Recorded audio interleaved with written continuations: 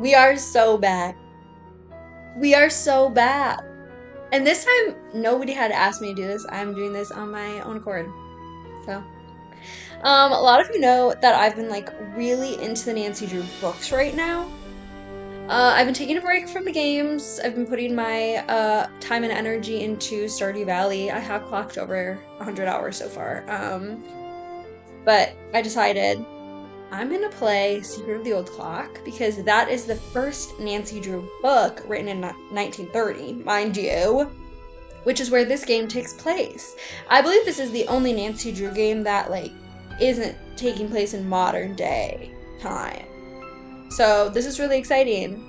This one's like fairly easy and I've got all the notes, so we're gonna fly through this, but I'm really excited. Clap your hands if you're excited. Let's get started. Welcome to my latest case, The Secret Junior! The year, 1930. The place, the road to Titusville, where we find Nancy Drew behind the wheel of her blue roadster, pondering this question. Why did Emily Crandall, a girl whom Nancy knows only through their mutual friend Helen Corning, ask Nancy to drive all the way out to the Lilac Inn to see her? Does it have something to do with the fact that Emily's mother died barely a month earlier, leaving Emily to run the restaurant with only her guardian to help her? And more important, why, when she called, did Emily sound so desperate? The spunky teenager turns off the main road, blissfully unaware that Emily isn't all that awaits her at the end of the driveway. No, Nancy Drew is about to get her first taste of the mystery, intrigue, and adventure that are to become her destiny. Let's get started. This is so exciting. Oh my god, I haven't played this in a hot minute. Well, hello. I'll bet my bloomers you're Nancy Drew. That's right. Are you Emily's guardian? You got it. I'm Jane Willoughby. I'm Emily's guardian, but only for the next 3 months until she turns 18. Then she's on her own. It smells like someone's been baking pies. Pies are the Lilac Inn specialty. We get orders from all over. Oh, that reminds me, your father called. You're supposed to call him. You can use the coin phone on the porch. Emily didn't say anything about you coming until just this morning. Is it okay that I'm here? Don't get me wrong, she can invite anybody here she wants. It's just that she's gotten so darn forgetful lately. Maybe she's just, still thinking about her mom. She misses her mom, that's for sure. So do I. Gloria and me, we were best friends, you know? The two of us ran this swell little dress shop over in Capital City. But then she got hitched and I didn't. And the next thing I know, she's writing me saying it would sure take a load off her mind if I could take care of her little girl should something ever happen to her. Emily's father? Died in the war. Cantigny, I think. Anyway, I couldn't say no. I mean, what are best friends for? I just wish I knew how to help Emily. You make it sound like she's in some kind of trouble. She's been acting so... Look, go talk to her. She probably just needs to spend some time with a bear cat like you instead of some dumb Dora like me. Go on up, she's in her room. Just make like a Boy Scout and be prepared. Oh my, okay. I think she yelled at me if I try to do anything. She's like, go talk to her. What's her name? Emily? Nancy, hi. Welcome to the Lilac Inn. Oh, and before I forget, thank you for that nice note you sent me when Mom died. It meant a lot to me. Well, I lost my mom too, years ago. I kind of know how you feel. You and I may not be best friends or anything, but you're still one of the nicest people I know. Get her. Well, thank you. That's why I'm hoping you'll do me a favor, a big favor. You and your dad? My dad? Helen says he's a lawyer. Shh! What's wrong? I thought I heard something. Your father has a safe, right? This is 1930s. This is 1930. Lots of people have safes.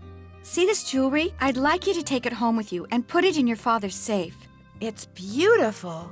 It was my mother's. The few times I saw her wear it, she looked just like a movie star. I was hiding it here in my room, but all things considered, I'd feel a lot better if you would just take it home and have your father lock it up in his safe. What about your guardian? Can't she take care of it? Oh, I don't want her to know I'm doing this, so don't tell her, all right? See, strange things have been going on around here. That's all I can say. I know it sounds loony, and Jane probably told you that I've been acting loony, but please do this for me. What was that? Emily, come Explosion. Quick, the kitchen's on fire. Come on, we better get out of here. Cool. This is the 1930s, Emily. Gosh, everybody has a say. This is horrible, just horrible.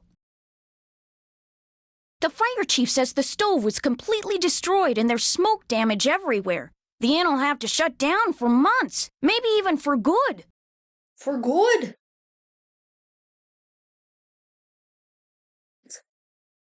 Take your time. Does he know what caused the explosion? It looked to him like one of the burners on the stove had been left on. The flame either went out or was never lit, but anyway, something made a spark and boom. He said insurance companies are very reluctant to pay out when things look hinky, and that's when times are good. Who was in the kitchen this morning? Emily was the last person to use the stove. Like I said, she's been real forgetful lately. I think she's pretty upset. But it's not her fault. What with her mom passing away barely a month ago, and me showing up, this total stranger who doesn't know the first thing about kids or running a restaurant, and her trying to do everything all by herself. It's just too much, that's all. Who wouldn't go a little off their nut? Off their nuts. I better get that. The line to the regular phone got burned up in the fire, so now the only phone we got is the coin phone on the porch. Excuse me. Oh, no! Emily? I love how Nancy runs. My mother's jewelry! It's gone! Someone must have stolen it while we were all downstairs. I knew something like this was going to happen. I just knew it. You mean this sort of thing has happened before? Yes. No. I'd rather not say, but I will say this. I did not leave the stove on. That fire was not my fault. Oh, what am I going to do? Without that jewelry, I don't have a prayer of paying for a new stove, and without a stove, I'll have to sell the inn, and if I lose the inn...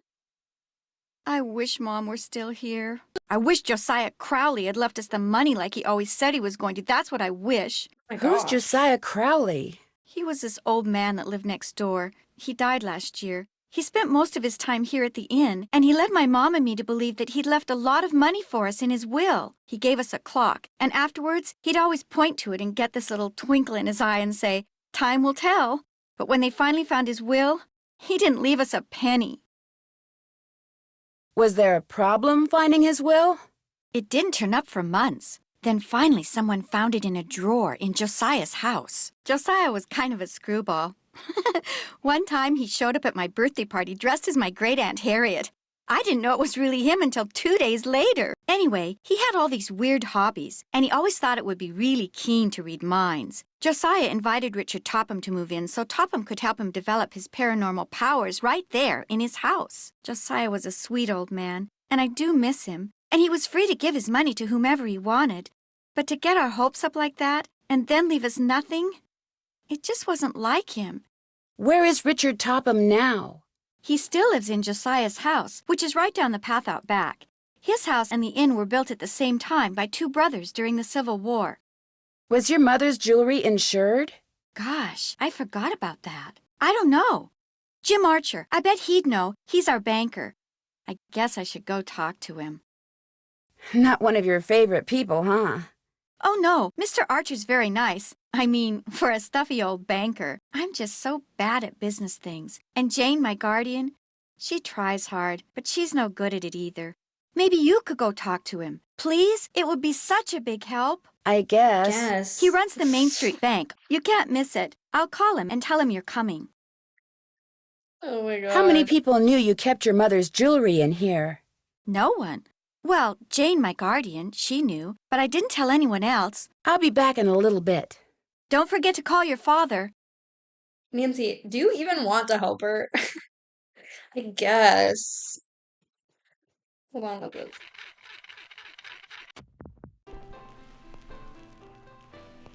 Oh my god, this is from Blackmore Manor. Dancing at midnight. What's that? Oh, I was like, where's that music coming from? I think that was the game right before us. Gloria, read this, and pretty soon this fella will be your favorite poet too. Your pal Josiah. I'm not reading all that. I don't think I've ever read any of this. You don't need it.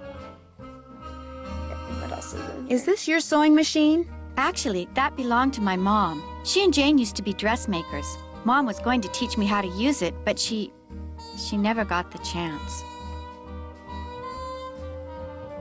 Better bring down the room, Nancy. Okay, I don't think we can look at anything else besides she'll yell at us if we try to touch this. Oh, we can't touch it yet. Okay.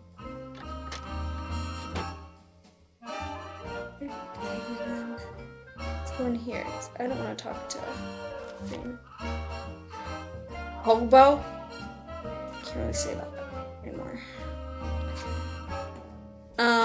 Yeah, there are all these like signs that people would write outside of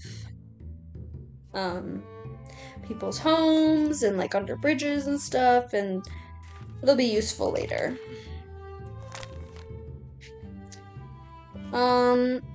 This is about a horse. Oh, it's just about him. They think this like horse is like super smart. Should I read it? I don't really want to read it, you guys. It's basically just like them being like, we taught him arithmetic and blah blah blah, and we gave him a carrot when he got the answer right, and yada yada yada. But the thing is truly bad enough. He'll da da da da da. Then it just like wasn't true. Like he just really liked carrots or something. You can stop to read it if you want. I'm not gonna read it. Okay. Ooh, a little clock. Looks like I need to get the bird from one side to the other. Okay, this is a fairly easy puzzle.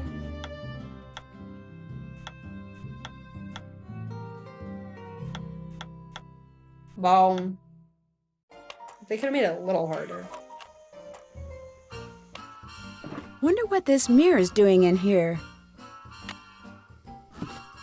Okay. Let's see. What the last thing is this game? I don't have money yet, do I? Oh, I do. Okay. Let's play this. Once again, it's not like super tricky. You just have to do it in like the correct order. Let's try this guy first. Okay, wait, how do we do blue?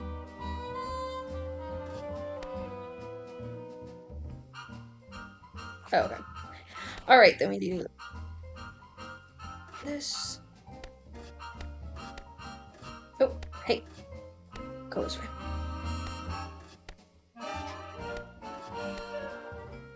Nice. Or should I say, keen. Oh, no, I don't want to play again. Go away. Okay, let's talk to Jane now. So, is Emily all right? Someone stole her mother's jewelry. What? Did you happen to see anyone go upstairs during all the commotion that the fire caused? No. You mean someone stole it while everybody was rushing around trying to put out the fire? Hypers! If you can't trust a fireman, who can you trust? Are you sure no one besides you and Emily was in the kitchen this morning? Positive. Well, I suppose someone could have snuck in the back door. Are you saying someone caused that fire on purpose? To distract us? Emily swears she turned the stove off after she used it. But I'm the only one who knew she had that jewelry.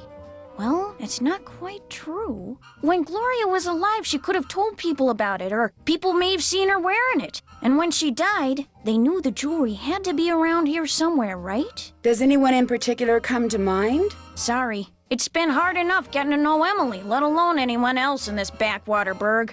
Well, guess I better go call the sheriff. Is that your car I saw when I drove up the driveway? My old rust bucket's parked out back where nobody'll see it. Be nice to buy something decent, but last time I checked, my last name was Willoughby, not Rockefeller. Where did that barred bounce game that's in the parlor come from? Do you know? Emily says Josiah Crowley brought it in one day and just left it. Said it was so guests, as in him, would have something to do while they waited for a table. Well, I'll talk to you later. Don't take any wooden nickels. Well, that game would be good for all of about a minute and 30 seconds because that's what it took me to solve it.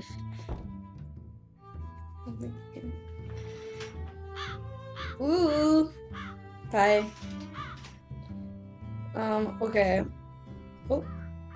I think this one is like a nice lady lives here. All right, let's call our papa. Drop a nickel into the Nickel slot, slot, please. There we Thank go. you. Now, how may I be of service? I'd like to talk to Carson Drew. His number is KL57187. Hang on a minute. Carson Drew speaking. Hi, Dad. Well, I see you got to Titusville okay. This is the only time this voice actor is ever used in this game, and then it's like a different one, so it always throws me off. The car ran like a top. It ought to. That's a fine car. You treat it well, it'll treat you well. I was told that you wanted me to call. I need to get some documents from a colleague over there. I thought since you were in the area, you could pick them up, save him paying postage. Sure. What's the address? He said he'd just leave them for you at the telegraph office. Just drive into town and look for Tubby Telegrams. He said you can't miss it. Will do. These papers are extremely important, Nancy. I will pick them up, Dad. Good. Remember, watch your gas gauge and get gas when you're low so you don't run out. And try to avoid potholes. The more you hit, the likely it is you'll wind up with a flat. Yes, Dad. And if you do get a flat, take it off and put on your spare, and then head straight to a gas station and get it fixed. Yes, Dad. All right, lecture over. Have you found out why Miss Crandall asked you to visit? She wanted me to have you lock her mother's jewelry up in your safe. Only someone stole it before I could take it with me. Stole it? Good gosh. That was right after the stove in the kitchen exploded. The stove exploded? Sounds to me like you'd be well advised to cut your visit there short. No, I want to find out what's going on. I have to find out what's going on. You have to? Well, yeah, you know. Emily just lost her mom, and she's worried about losing the inn, and her guardian's all wet when it comes to helping out, and... And the truth is, you are so curious that you feel like you'll absolutely burst if you don't find out why all these weird things have been happening, right? Yes. Don't worry, I know the feeling. You're a chip off the old block, I'm afraid. Well, as long as you're like me in one other way, you should be fine. What way is that? Smart? Careful. If somebody says they're going to leave you something in their will and then doesn't, is there anything you can do about it? Not a thing. Whatever's in writing is the only thing that counts, unless, of course, the will was tampered with or forged, and you can prove it. If not, you're out of luck. Why do you ask? Emily's neighbor, Josiah Crowley, told her and her mom that they were going to inherit part of his estate. But when he died, his will left everything to this ESP expert named Richard Topham. That's too bad, but this Crowley fellow was free to leave whatever he wanted to whomever he wanted, I'm afraid. People do change their minds, you know. I met Emily's guardian, Jane. What does a guardian do, anyway? A guardian is pretty much a surrogate parent. Jane is legally responsible for Emily's physical and financial well-being. Jane doesn't strike me as being the parental type. In fact, I get the impression she's in way over her head. Fortunately for her, it's not forever. Most guardianships end when the ward turns 18. And then both Jane and Emily will be free to do whatever they please. If Emily sells the inn, will Jane get part of the profits? If she's Emily's guardian at the time of the sale, yes. Are you suggesting that Jane's primary motivation is greed? Good grief, where did you get such a suspicious mind? I think it was from the person who has always told me that the best way to solve a problem is to look at all the possibilities. Dad. I did say that, didn't I? Goodbye, Dad. Bye-bye. Okay, we're gonna call George and Bess. Because we're here. Drop a nickel into the slot, please. There we go. Now, how may I be of service? Hi, could you please connect me with Bess Marvin at KL54468? Just a second. Hello? Hi, Bess, it's Nancy. George, get over here. It's Nancy Drew. So how's the Lilac Inn? A little strange. Why? Because of Emily? Well, yes. Hi, Nancy. Is that you, George? Ouch, that's my foot. Well, move over. I can't hear. You move over. Then I can't hear. Look, just hold the phone like this, okay? There. Can you hear us? I can hear you fine. It would be so nice to have two phones in this house. We don't even have a telephone at our house. So quit griping. So, Nancy, what's the scoop? Well, I talked to Emily Crandall.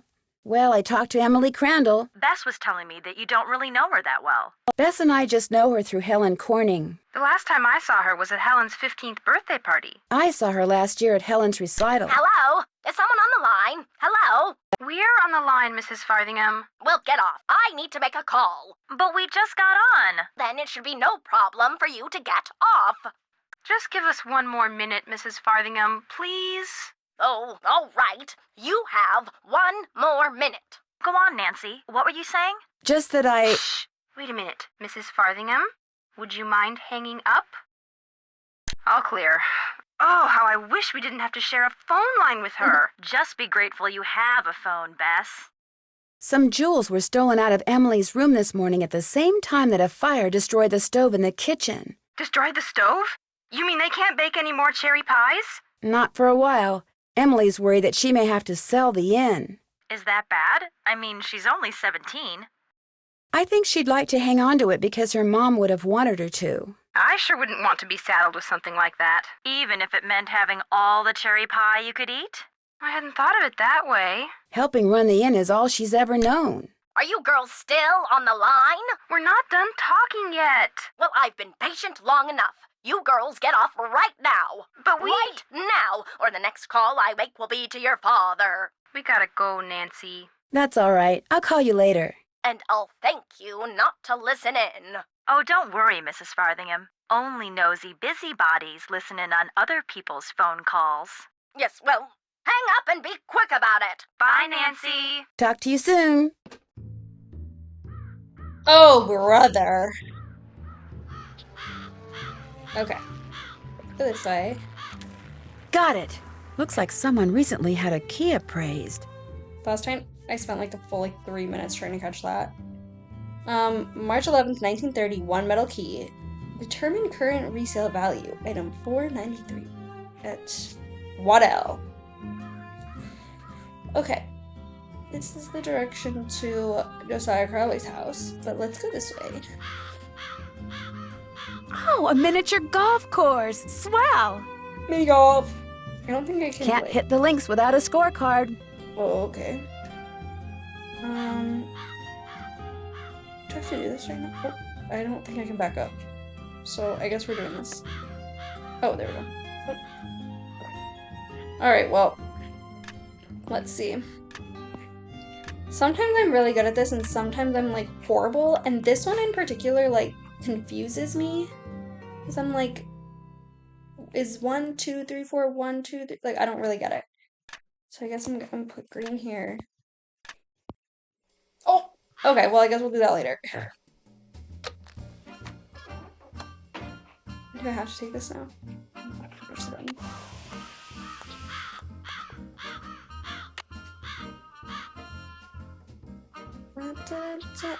Okay, I guess we're just gonna play golf. Alright, let's go golfing. Okay, 5. Wait, I can never remember. It's this way.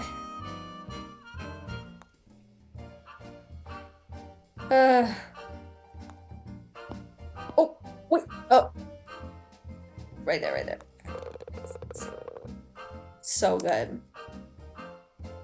This is one of those where it's like, this is such like a staple like 2000s thing is to have like, oh god, I can't like do a little mini golf.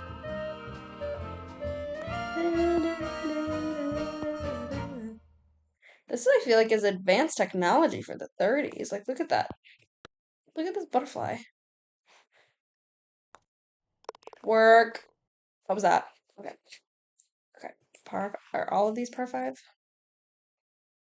Shoot. Oh no. Okay. Perfect. Wait, you guys. Okay. Okay. I'm kind of killing it. 4. Okay. I'm gonna say that. And then I'm gonna mess up. It's okay. I'm scared.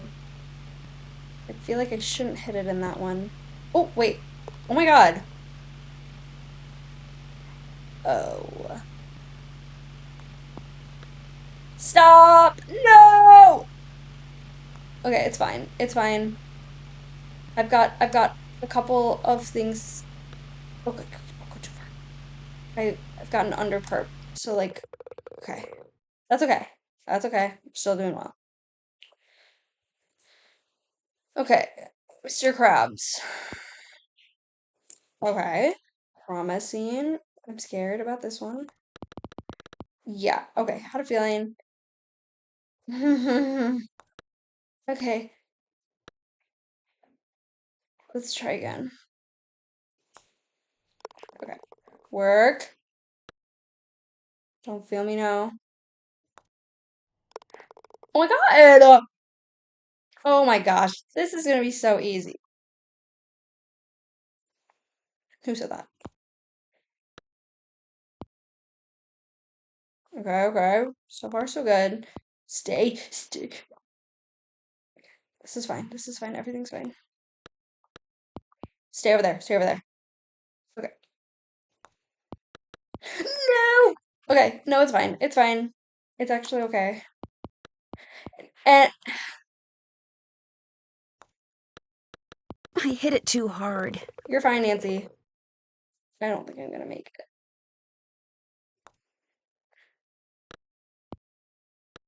Get in there. Get Darn. 1! Okay, we'll have to do that again later. Make par for the course, win a prize. Shut up. We'll come back. Let's go see. I know you guys are dying to see what's over this way. Okay, first, over here is a barn. We can move these letters. We can't get in there yet. You don't know the puzzle. Okay, let's go in here. Over here, Miss Drew. Find the toy mouse and give it to Yuri, would you please? Otherwise, he'll just keep meowing. He hates strangers. Okay, why don't you get it? Oh, that's an ugly cat.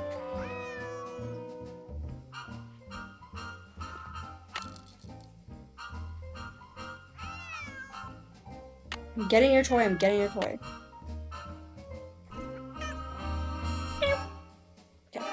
How nice of you to drop by. And thank you for walking instead of parking in the driveway. I'm expecting a pupil. I'd hate for her to have to park on the road. How did you know who I was? If one is to teach others how to develop and use their paranormal gifts, it's only logical that one must possess such gifts oneself. Does that mean you can read minds or tell the future, or what exactly?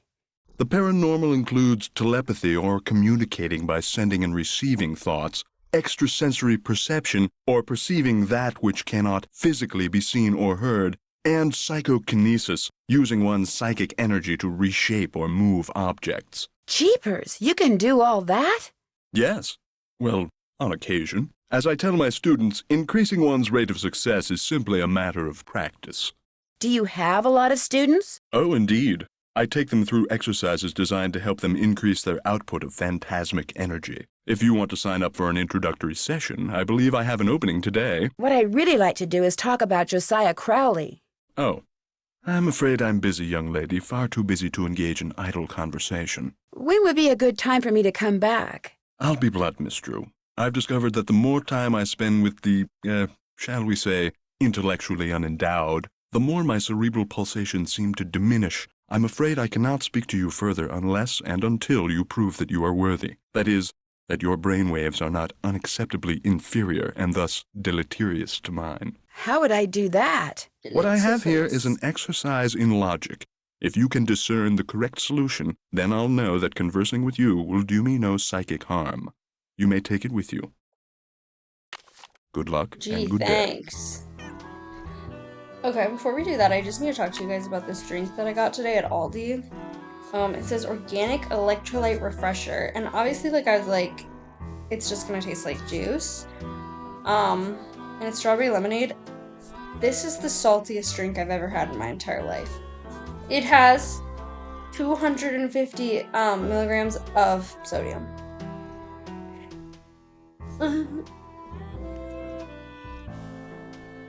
And I know it's an electrolyte drink, but still, I was just like not expecting that.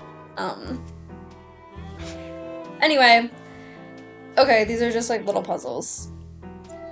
That looks right. They're pretty simple. smart I wish or they were honestly a little bit more challenging. I don't know if they're more challenging in the in I'm the getting there. Master Sleuth. But they're just That like looks kind of right. easy. Sorry, I'm kind of like speeding through them. Am I smart or what? Am I to assume that you have the correct solution to that logic problem? I think I do. Let's have a look.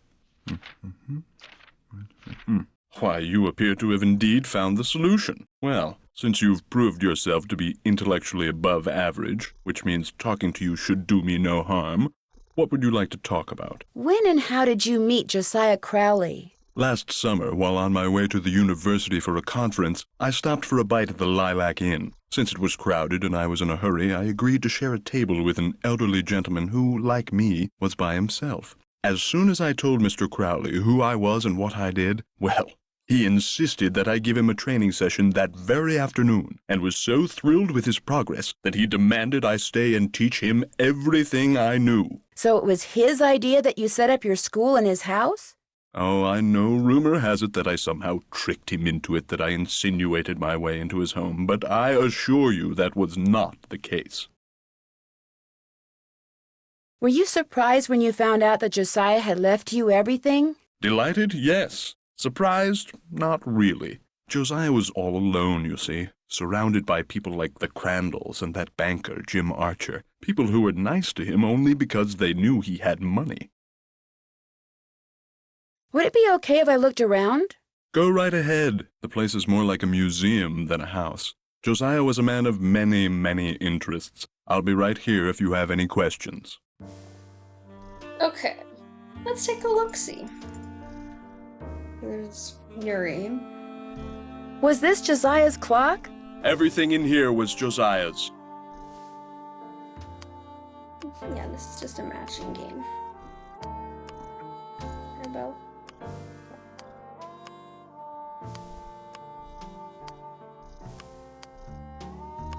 Which one was that? This one? I like that they're little, like, mice. Big G's.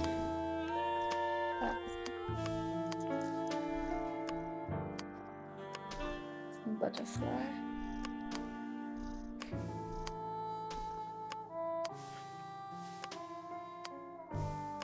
What is that? What is this?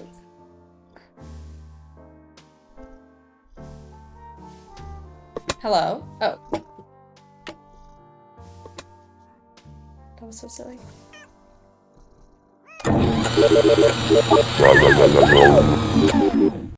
Love that guy.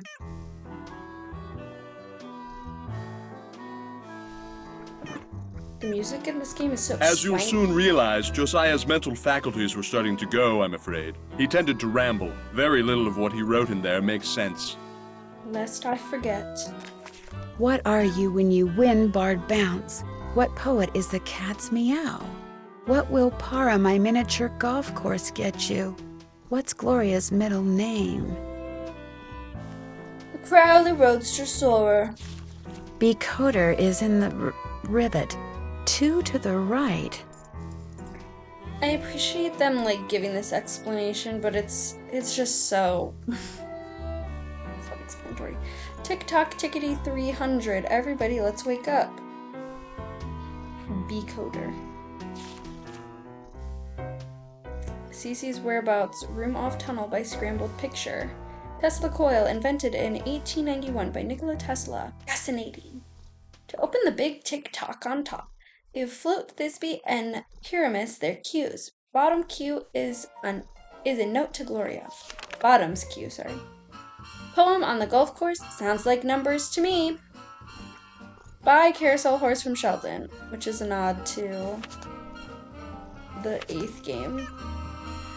The Haunted Carousel, which is it's an okay game. I don't know what this is. But I like that it's like, this is how to get the book. It's like, yeah, thank you, I'm reading it. It looks like Josiah lent a trivet to someone, but I can't make out to whom. Your party at Quinn Elms. I think, oh, and part of it, I think, wait. Is it like, it has like a broken, or like a stuck, because you can see like it's sticky. 3 R's, 2 S's, 2 D's, so keep that in mind. I think that's all we can look at over here. Upside down parrot, perfect. Putting physics to work in the modern world. I don't really think you need to know any of this. That's what you think. Depends on what you do with the light first, pea-brain. The man on stage in this picture, is that Josiah? Yes, that's from a production of A Midsummer Night's Dream that he directed and starred in. It closed after 2 nights, but he didn't care. He loved that play. That's how every theatrical endeavor I've been in works. You get like 1 show. Bong. And thank you for that. Oh, over here. I want to go to there. What do you do with these? I put them on the windshields of cars parked in the area. Great advertising. Ever put them on cars at the Lilac Inn? All the time. I've gotten quite a few pupils that way. Great. A horse?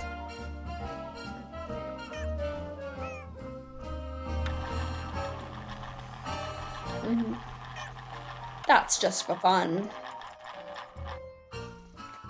More of these. I think that's all we can look at it right now. Now what?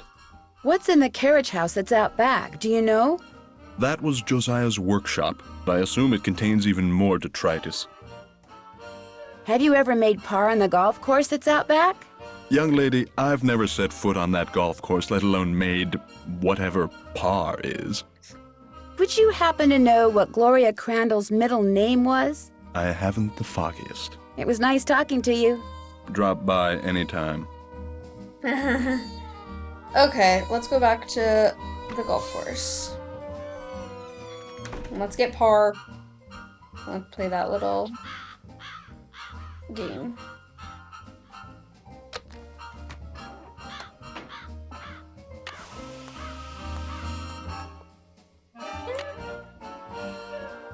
These have 10 cents I don't again. need 2 scorecards. Oh, beautiful. I love the way you think, Miss Drew. How do I get over there? Let me play mini golf. Why can't I play? Oh, wait. Hello? Why is it broken? Okay, let's try this first one. I'm scared.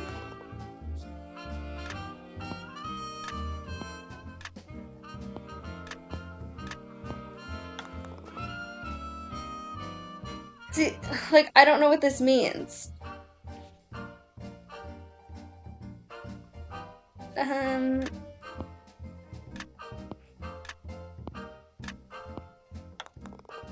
Okay.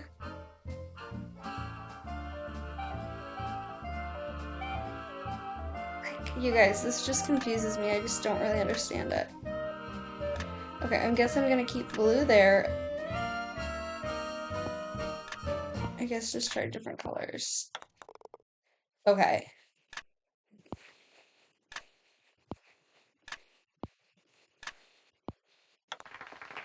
Work. Beautiful. Interesting. The moon in the sky was once heard to say, it's high High time I saw this thing known as day, so the moon checked its clock and rose with the sun, and before long it realized just what it had done. It's too far bright here, I've made a mistake. What heat, what havoc the sun can create. I want to go back, so when dusk came again, the moon rose when it should, and said, ah, 'tis heaven. Basically you look at all of these. So once is 1, 2, 4, 2, 8, 2, 7. And you get that number. Okay, I'm really confused why I can't play mini golf. Do I have to like hold the ball or something? Or the scorecard?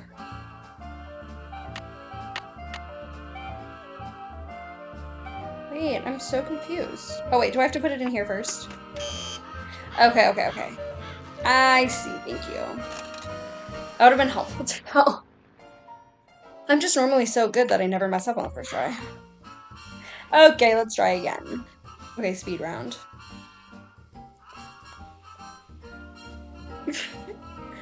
Speed round hits the ball so incredibly slow. Okay, but wait. Hole in 2. I feel like it's impossible to get a hole in 1. Like, how would anyone be able to do that?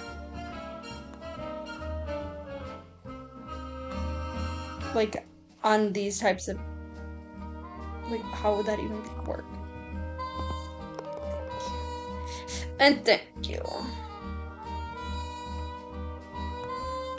Oh! Do we try again? Okay. Right. Okay. Just a lot of rights and okays.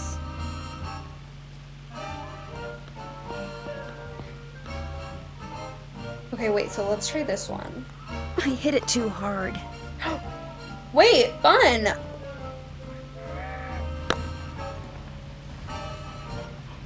Where's it going? Oh my god, cutscene! This did not happen the first time.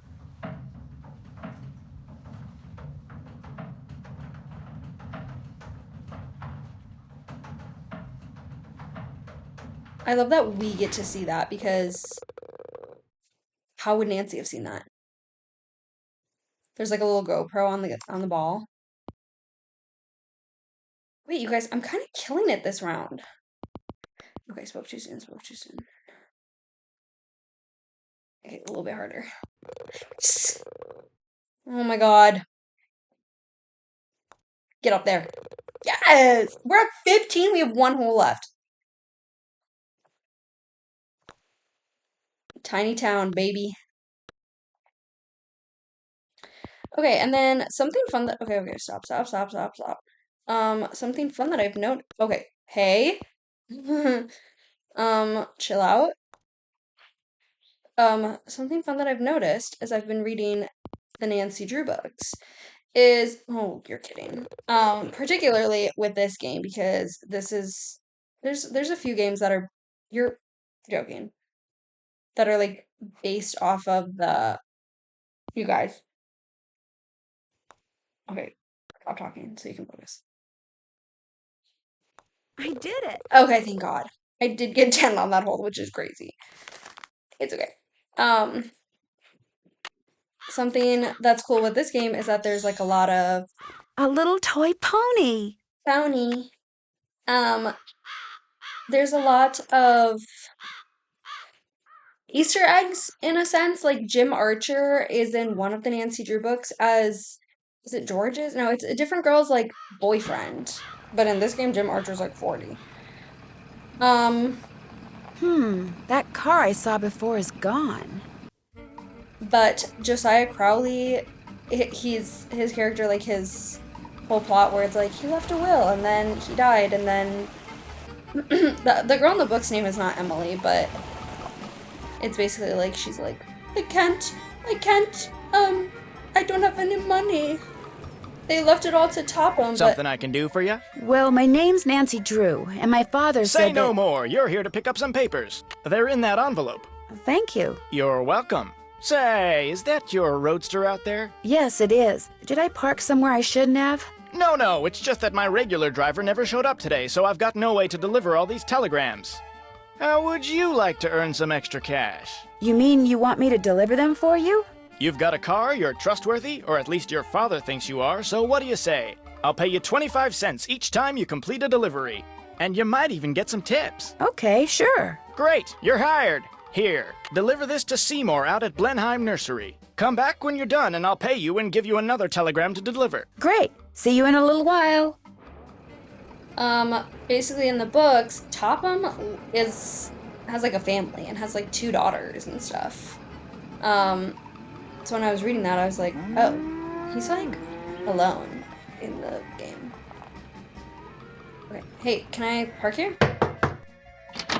Mrs. Sheldon? Yes? My name's Nancy Drew. I'm a friend of Emily Crandall's. Get on with it, dear. I was wondering, would it be possible for me to see the trivet you borrowed from Josiah Crowley? You may not only see it, you may have it. Once I find it, that is. Unfortunately, I've an errand to run, so I can't look for it right now. Maybe I could run the errand for you. I have a car. So I see. A rather expensive car at that. Very well, Miss Drew. Go fetch my bridge cards from Miss Drakowski, and upon your return I shall present you with that trivet. Who's Miss Jakowski? The local telephone operator. You can find her at her house, or Titusville Telco, as she insists on calling it. The switchboard is in her parlor. As you can imagine, she never entertains. I, on the other hand, am expecting company within the hour, so do hurry. Bit rude. But yeah, it's been fun reading the book so far because it's like I get to find little Easter eggs, and I know that one of the books is also like, oh wait, I actually need to go this way. Is Shadow Ranch, which is game number 10, which is a super fun one, so maybe I'll play that one after. Hello, I'm looking for Jim Archer. Right through that door. Hello, are you Nancy Drew? Yes, are you Mr. Archer? Yes, ma'am. Jim Archer. I'm founder, president, manager, and just about everything else you can name when it comes to this fine enterprise. Did Emily tell you why I'm here? She just said you were coming and that she'd appreciate it if I would talk to you. Terrible thing, losing her mother like that, then being saddled with that restaurant, especially now. What do you mean? Ever since the stock market crashed, one business after another has closed, including banks. President Hoover keeps saying that a recovery is just around the corner, but you have to wonder. Oh, she is insistent on asking, oh, but your bank isn't doing well. Like, your bank is doing really bad, right? My dad told me your bank is doing really bad. Is that true? Is your bank doing okay? I'm happy to report that we're doing just fine, thank you. Excuse me. Main Street Bank, Jim Archer speaking. No, I don't. I'm sorry, but... Yes, I know, but... All right, then just bring it by.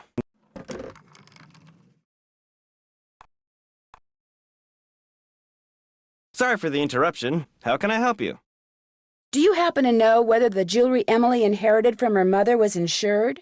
Well, I know for a fact that it was not. Why? Because someone snuck into the inn today and stole it. Oh, no. I heard there'd been a fire in the kitchen, but when it rains, it pours, doesn't it? I told Gloria not to let that policy lapse. Did Gloria always rely on you for business advice? Sometimes. You see, I have experience in the law as well as accounting, but in this case, she wouldn't listen to me. She felt that since Josiah Crowley would be leaving her a large sum of money when he died, or so she thought, paying to insure her jewelry just wasn't necessary. How well did you know Josiah Crowley? Well enough for him to name me executor of his will. An executor is the person who makes sure the terms of a will are carried out. Why do you think he wound up leaving Gloria nothing? I have no idea. Truth be told, he'd given me the impression that I would be well taken care of when he passed on, too. But when I finally read his will, it all went to Topham. Where did Josiah keep his will? He'd hidden it in a chest of drawers in his house. It took me months to find it. When he named me executor, he said he'd tell me where it was hidden when the time was right, whatever that meant. How did Josiah die? He was sitting in the public library reading when apparently his heart just decided it was time to stop. What was he reading? His favorite book, The Make-Up Secrets of Lon Chaney. The will you found in Josiah's house. Is it possible that Josiah didn't really write it? Oh, the thought that it could be a forgery did cross my mind. But an expert verified that the will had been typed on Josiah's typewriter and signed in Josiah's hand. But Richard Topham lived in Josiah's house. He had access to his typewriter, and he could have copied his signature.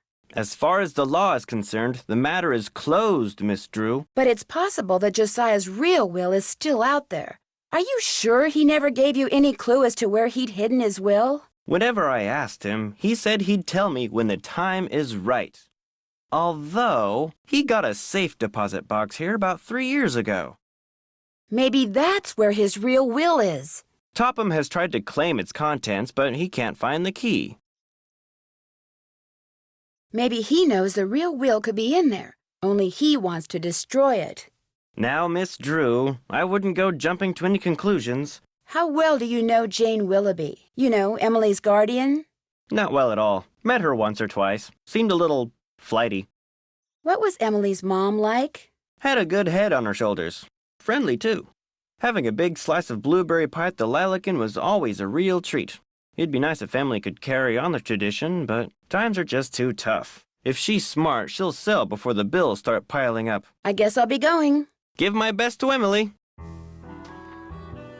Let's snoop. Don't you ever use this typewriter? That used to be Josiah Crowley's. It was the only thing he left me in his will. Naturally, it doesn't work. The keys always jam.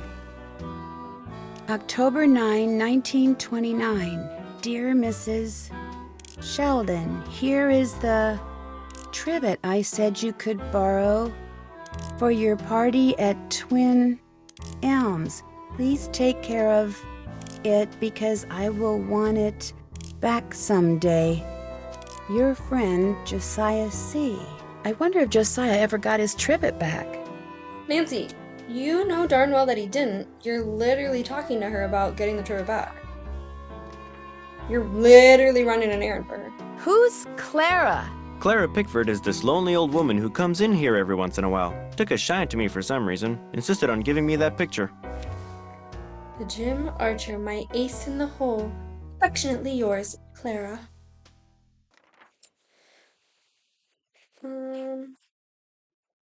Is this your car? Yes, it is. Bought and paid for. Is that his wife?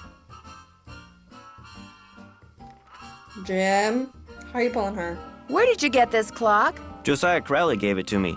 It stopped keeping time the minute he walked out the door. That receipt I found outside the inn. I wonder if the key it refers to is the one to this clock. Nancy, you spunky girl, you're onto something. Let's go check it out. How convenient that it's right here. Hello, are you Mr. Waddell? So what if I am? I found this receipt, and I just wondered what you could tell me about it. Let me see that. One key, determine resale value, item 493. Oh yeah, this was for that key Jim Archer wanted me to appraise. Jim Archer wanted you to appraise a key? It was very ornate, had jewels all over it. Fake jewels, as it turned out. When I told him it was worthless, the cheapskate refused to pay me and told me to keep it. Do you think I could have it? Sure, once you pay the appraisal fee. Which is? $1.50. Here you go. Good, here's the key. Enjoy. Oh gosh. It's like $50 in today's day and age.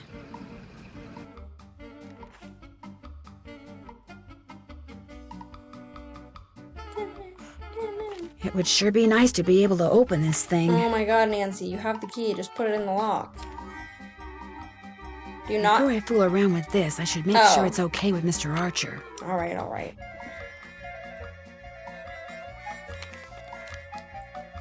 You know, the minute you walked out of here, something occurred to me. You're Carson Drew's daughter, aren't you? Guilty. We went to law school together, only he actually went into law and I wound up here. So how's he doing? Business pretty good? Great, couldn't be better. That's nice. That's real nice. Well, you tell him you saw me, and you tell him I'm doing just fine too. So what can I do for you? Hurry up, because I feel like I was about to ask you like maybe 3 times that I was going to ask you how your bank was doing. Was that your car I saw parked near the Lilac Inn this morning? I haven't been there in months. You saw someone else's car. It's a very popular make and color, you know. Whosever car it wasn't there after the fire. Probably just someone sneaking onto that miniature golf course that Josiah built back there. Or bootleggers. I hear they frequent that area too. The key that you had Mr. Waddell appraise, could that be the key to the clock that Josiah Crowley gave you? It might have been, I suppose. You know about that? I found the receipt on the path to Richard Topham's house. Really? I thought I'd thrown it out. You see, when he told me the key was worthless, I lost all interest in it. So, it would be all right if I kept the key for myself? I have no use for it. In fact, if you want that old clock, you can have it too. I guess I'll be going. Nice talking to you. I just might keep it. Okay.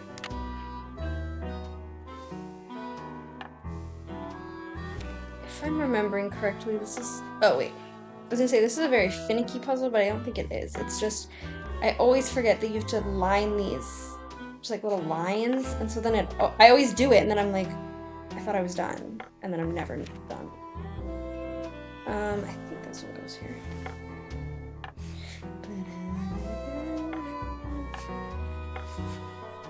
Get on there. Okay. There's one in, sorry, in, what is it called? Haunted Castle Malloy, and that cog puzzle is so hard. Mirror. Mirror, mirror on the wall. Who's the sleuthiest of them all? Nancy Drew. Okay. We have to go to... She went so slow. We go to the school. Which I think is this way. To ask... Oh, wait, no. Sorry. Getting ahead of myself. We need to go to the teleplay. What is it called? Oh, wait. I also have to stop here. Get out of the mud. Hello, I've got a telegram for Seymour. Just leave it on the desk there. I'd, tip you, but as you can see, my hands are filthy. What are you doing? I'm trying to doll up some of my plants before this guy named Mr. Martin comes in. He's a big cheese at some oil company, and I'm hoping he... Ow! Did that plant just bite you? It did kind of feel that way. I think I'll be going now. Bye! Okay. Get out of the mud, Nancy. Oh, I need to go here. Titusville. Telco. Yeah? Are you Miss Jakowski? Yeah? And This you is not her are? house. Nancy Drew. I'm a friend of Emily Crandall's. You know, at the Lilac Inn. Oh, yeah! I put you through to your father, didn't I? You pick up those papers for him yet? Actually, Wait a minute. How did you know about that? See this headset I'm wearing? I plug it in and oh, what do you know? I hear things. Look, I'm kind of pressed for time. Going to a party and it takes me a while to get dolled up. What do you need? Mrs. Sheldon asked me to pick up her bridge cards from you. Tell you what, I'll get you those cards if you drive that fancy car of yours over to the orphanage and pick up some raffle tickets from Mrs. O'Shea. I should be able to unload a ton of them tonight. I'd be happy to. Good, I gotta go. Yeah, I'm coming. It's just a giant game about running errands. Oop, there's a pothole. Okay. Excuse me, are you Mrs. O'Shea? Yes? My name is Nancy Drew, and... Stephen, put that down this instant. We do not run with sticks in our hands. Or in our mouths. I'm sorry. You were saying? Miss Jakowski asked me to pick up some raffle tickets from you. Oh, yes, the raffle tickets. The fact of the matter is Elsie, no hitting. I can't even think about those raffle tickets right now. I promised the children they'd each get a toy for going a full week without breaking anything. And I'm short 5 toys. Do not eat that, Clarence. Would you like me to get 5 toys for you? Oh, goodness, if you could do that, I'd be forever grateful. They can be any kind of toy at all. The children aren't the least bit picky. Of course it tastes bad, Clarence. It's a pine cone. I better go rinse out his mouth before... Oh, would you look at that? He's actually chewing it. You're not a squirrel, Clarence. Spit that out this instant. Just an interesting accent there. Feels like she was trying to do Irish and then she just forgot halfway through. Okay, let's drop this off. Did you deliver that telegram? I sure did. Good for you. Here's your money. And here's your next telegram. Take this to Counselor Alice out at Camp Avondale. Keep up the good work. Thanks. Okay. How much money do I have? Oh, I feel like that's not enough. But let's go check. I think I only need 4 toys, because I could technically give the pony as one. You could basically go to the general store. Maybe I could buy some toys for the orphans in here. A vending machine that just sells toys. Keen. 25 cents. I'm gonna go broke. 2 toys down, 3 to go.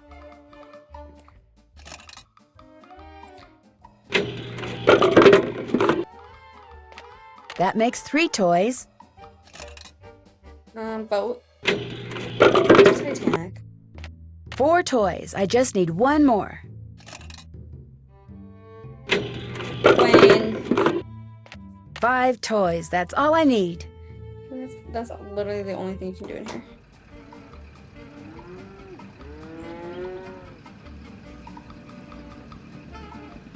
This is probably like the worst part of the game. It's like having to like drive everywhere and Nancy's so slow and then you have to go with gas and it's just like...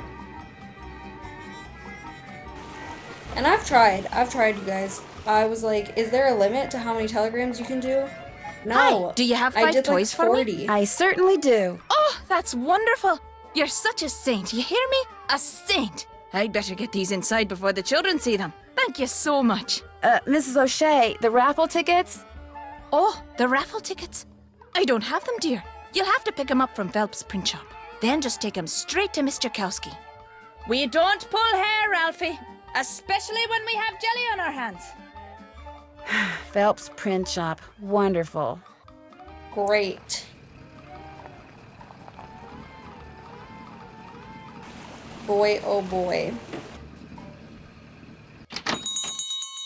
Sorry, young lady, I'm about to close. I'm just here to pick up the raffle tickets you printed for Mrs. O'Shea. Aw, darn it. I did tell her I'd have those done today, didn't I? Well, I'm sorry, but they're just gonna have to wait until tomorrow. Oh, but I need to have them today. And I need to go fishing. Fishing? My brother-in-law thinks he's hot stuff because he caught an 18-inch largemouth bass this morning. So I bet him I could catch a 19-incher by the end of the day. And if I do, I get his stamp collection. And if I don't, he gets mine. And since stamp collecting is about the only hobby I can afford these days, I am going fishing. I know. You stay here and print those raffle tickets, and I'll go fishing for you. Not everybody can catch a 19-inch largemouth bass, you know. It takes skill and muscle and brains. Bass are pretty smart. I can do it, Mr. Phelps. You better be right, because you're not getting those raffle tickets until I get my 19-incher. You can use my gear. I left everything out at the fishing hole. Great. I'll see you later. Okay. We gotta go back. Technically, I think there's like a little postcard somewhere, but we haven't seen it yet on what the fish is supposed to look like and what bait you're supposed to use. But if my memory serves First thing me I right, need to do is bait my hook. I'm pretty sure it's minnows. Ooh, yuck.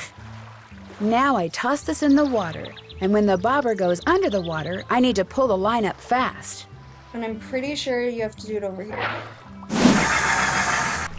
Wow. Okay. Once it goes down, we'll click it.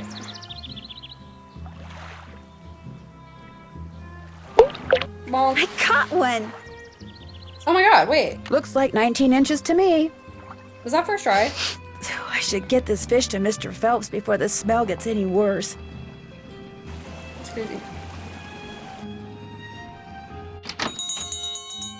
Let's see what you got in there. How about that? You did it. Here, let me take it from you. Please do. I think it's starting to get a little ripe. Just rest yourself a minute while I get those raffle tickets. There you go. 10 dozen tickets to the annual Orphans Benefit. Now, if you'll excuse me, I have to go make a telephone call. To your brother-in-law? Yeah, the one who used to collect stamps. Bye. Okay. Alright. Hi, you got those raffle tickets for me? I sure do. Great. And here are Mrs. Sheldon's bridge cards. One of the gals spilled Moxie all over 'em, but I cleaned 'em up real good, so let's not tell Mrs. Sheldon, okay? Okay. Thanks for your help, Miss Jakowski. Thanks for your help. Bye now. Are we in New Jersey? Like, why does she have that accent? I feel like she was trying to go for, like, a transatlantic accent, and then we just landed on Jersey, and she was like, okay, I guess this will do. I've only got half a... We don't have time to talk. Do you have my bridge cards? Right here. Good. And here is Josiah's trivet. I didn't realize when I asked to borrow it that it was such an eyesore. But once a sumptuous dish of my buff stroganoff was placed atop it, I assure you, no one noticed. Now do run along. My guest will be arriving any minute, and that dress of yours, it's, well... I like this dress. It's very flouncy. Flouncy. Okay, I'm not gonna get gas because we're just gonna go straight till I log in.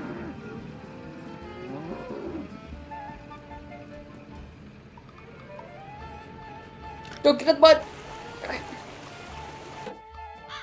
Alright, and this is the trivet. Truly is an eyesore. And also, like, what is a trivet? Okay. Let's see. Wait, actually, we can just open this book. Oh. Never mind. The book stays in Josiah's house. It's okay, you guys. I have it all written down in my notes. Basically, what I'm looking for is the answers. I have all the answers. Oh, wait, no. I need to talk to Emily. I want to talk to you. We need to find out her mother's middle name. So Hi, Nancy. Did Josiah ever say anything about hiding his will somewhere? No, but he was always hiding stuff. I know because he was always writing reminders to himself about how to find it. But whenever the subject of his will came up, he'd just say he was happy knowing we were going to be happy when he passed on. Time will tell. That's all he'd say. What was your mother's middle name? Lois. Why? Oh, just curious. Is the clock in the parlor the one Josiah gave you? Yes. I don't know why he gave it to us. It's never worked, and nobody can open it to find out why. Do you have any idea where Josiah may have hidden a safe deposit box key? He could have hidden it anywhere. He always said his favorite hiding place was right under people's noses. I'll be back in a little bit. Thanks again, Nancy. No one could figure out how to open that clock downstairs. It took me 0.5 seconds. Okay. This is his favorite poet. Your favorite poet, too! And his name is Omar. So basically, in Josiah's book, he talks about how to open the barn door, and he says the Bard game, Bard Bounce, this one over here, you remember it, this one, what it says when you win it. And then it says his favorite poet, which is Omar, and then the prize that you get when you get par in mini golf, which is a pony. And then her mom's middle name is Lois. So we need to enter all of those things first. So the first one is Keen.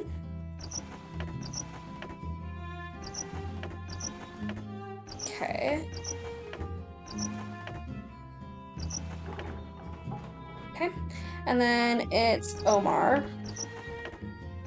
I'm surprised they didn't make this a little harder. Like, sometimes they have, like, letters that will move at the same time as other letters. So easy. Omar. Pony. Pony boy. Pony boy Curtis. Leave a like on this video if you've seen The Outsiders. Pony. Okay, and then Lois.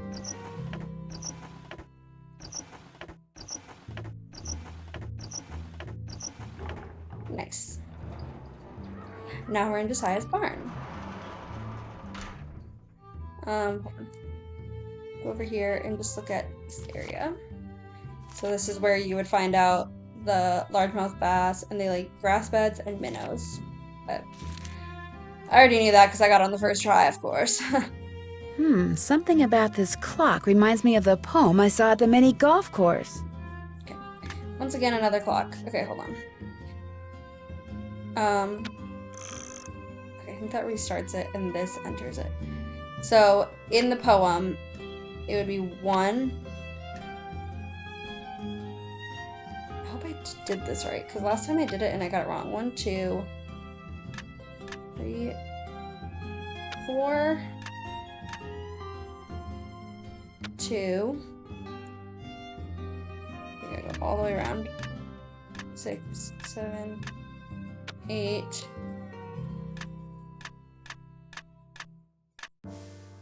2,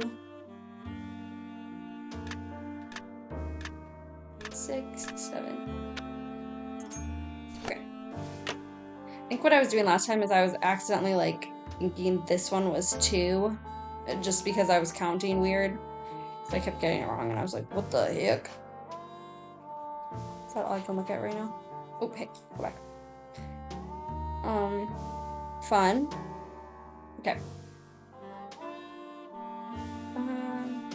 I wonder what goes here. Don't be silly, Nancy. Now we have 4 mirrors.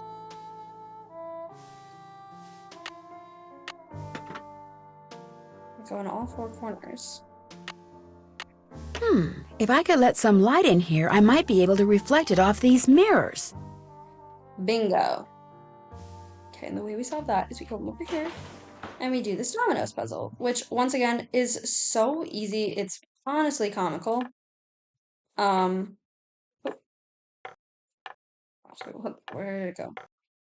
Okay, and then I gotta get 2 up in here because I think there's only like 1 of each number, so it's like, okay, well, you just have to kind of connect it. 3, 1, doot, doot, doot. Oh, did I do it wrong?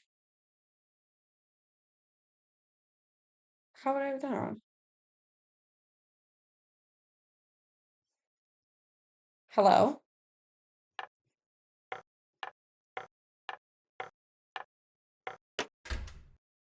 That was weird. Something tells me I need to adjust the mirrors so that the light bounces off of them and onto that radiometer. Okay. Let's do it then. This is a fun puzzle. Can you turn back? I guess maybe we could try this one.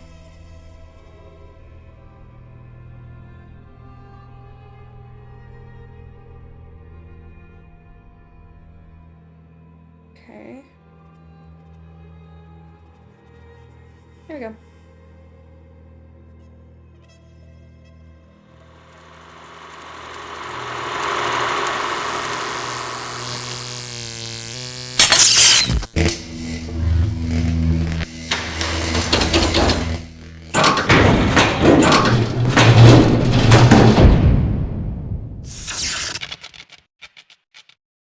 And yes, we do have to watch that cutscene every single time we come upstairs. Okay. Ordered new quartz from Krolmeister Crystal Company on December 9th, oh my god. What year are we in? 1929. Paid $4.74. Highway robbery, am I right? Delivery to take 6 weeks. Have Woodell cut the blank. He did a swell job last time. Maybe I should ask Richard Topham if this crystal ever got delivered. A part is missing. Okay, so this isn't gonna work until we get that crystal. This is another puzzle. Forget where you put the what? Marcel's band, yo coot. I've seen these symbols before. They were in that newspaper story about hobos. Okay, and then it says flute, Thisbe, Pyramus, and then, yeah, we'll get those things soon. I think that's all I can do right now. Which is so fun. Now we have to go downstairs. Out the door. And let's talk to Topham. Terpum. Hello, Miss Drew. Hello, Mr. Topham. Now what? Do you by any chance know who Marcel is? Marcel was what Josiah called his favorite hat. His hat? The man named his hat? He loved that hat, so to him, naming it made perfect sense. Do you still have Marcel? No, as a matter of fact, I gave that hat to Gloria Crandall. She said she was fond of the old fellow and wanted something to remember him by, although I suspect the real reason she wanted that hat was to see if he'd stashed any money in it. Josiah ordered something from the Krollmeister Crystal Company just before he passed away. Do you know if it ever arrived? You must be talking about that chunk of quartz that came last winter. I still have it right here. Why? Well, as a matter of fact, I'm a rock collector. Do you think I could have it? Perhaps we can work something out. You see, amazing as this is going to sound, I am able to project my thoughts into another person's brain. Really? The only problem is, not everyone has the intellectual capacity to receive my thoughts. But since you have already demonstrated a high level of intelligence, yes, you may very well be the ideal subject. Subject, as in experiment? You are going to help me prove that I am telepathic. Here's what we're going to do. I'm going to shuffle a deck which contains 5 sets of these cards. Then I'm going to turn my back, draw a card, look at it, and start transmitting my thoughts. When you receive my thoughts, you will identify the card I'm looking at. Once you correctly identify 5 cards in a row, I'll give you that piece of quartz. But what if I can't do it? Just stay focused on the cards and my superior brain power will do the rest. Very well, let's begin. Can you tell me what card this is? Okay, I have all of these questions and answers written out because there's like 10 different answers. So I'm just gonna fly through it really quick.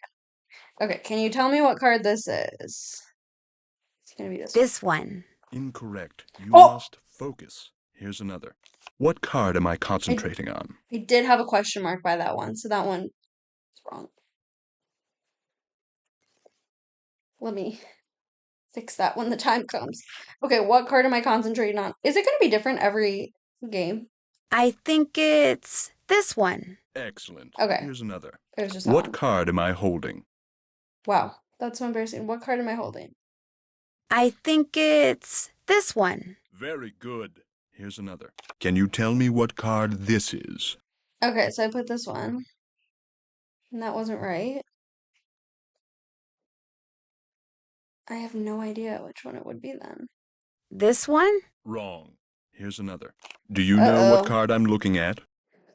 Do you know what card I'm This looking one? at? Very good. Well, you failed to correctly identify 5 in a row. Shall we Wait, continue? that's so You crazy. bet. Ready when you are. Oh my Very God, well. that's instead. Let's begin. What card am I looking at? What card am I looking at? What card am I looking at? Oh, a star. This one? You go, girl. Here's another. Which card am I thinking of? Which card am I thinking of? Which card am I thinking of? Oh, square. I think it's this one. Very good. Here's another. What card am I holding?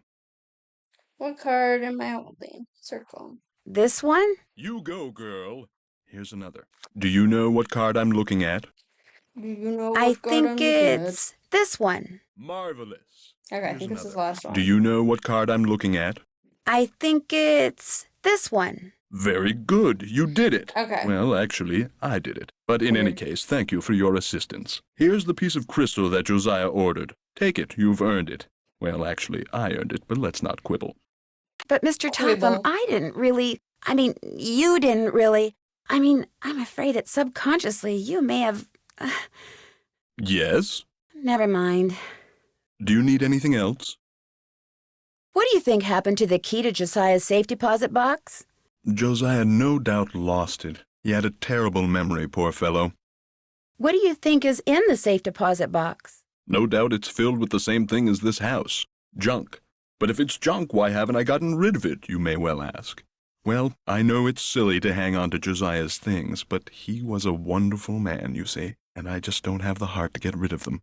Too sentimental for my own good, I guess. It was nice talking to Right. you. I'm sure it was. Sure. Alright. So now I gotta go back to Waddell. I feel like it's gonna be way more expensive. 90 cents? Not enough. What was the other thing I had to do? I was, I have to go to the summer camp? Is that the telegram? Yeah. Okay, let's make, let's do 2 telegrams so that we have enough.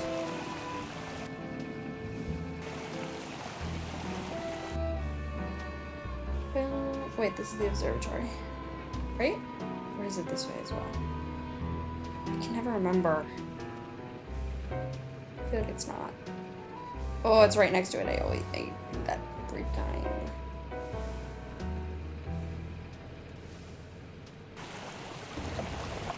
I don't know what town we're in. Are we in River? Hi, I've got a telegram for a counselor here named Alice. That's me! Hang on. Oh, go dry up, Jason! What a jokester. Anyway, thanks. I'm afraid I don't have any money to tip you. That's okay. Have a swell day. Is Jason a camp counselor, or is he someone attending the camp? Much to think about. Did you deliver that telegram? I sure did. Good for you. Here's your money. And here's your next telegram. Deliver this to Mr. Jones at Vash's Dairy. Keep up the good work. Okay, I guess let's just go to talk to Mr. Waddell first. See how much we need. Hello, Mr. Waddell. Now what? I need for you to cut a blank from this piece of quartz. No big deal. Let's see it. The blank needs to be just like the one you made before for Josiah Crowley. Like I said, no big deal. You're gonna have to cough up $2, though. You can pay me when you pick it up. Good day. Alright. Well, at least we're right here. Hello, I need to deliver this telegram to Mr. Jones. That's me. Thanks. You can tell me I'm all wet, but I don't have any money to tip you with. Wait a minute. Here, how about a nice fresh glass of milk? No, thank you. Bye. Gross. How much? Okay, 115.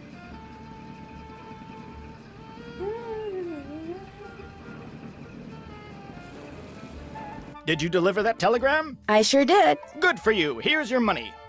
And here's your next telegram. This one goes to Miss Ross at Sunnybrook Farm. Keep up the good work. Why all the farms? I think it's the one right here, though. Is it up here?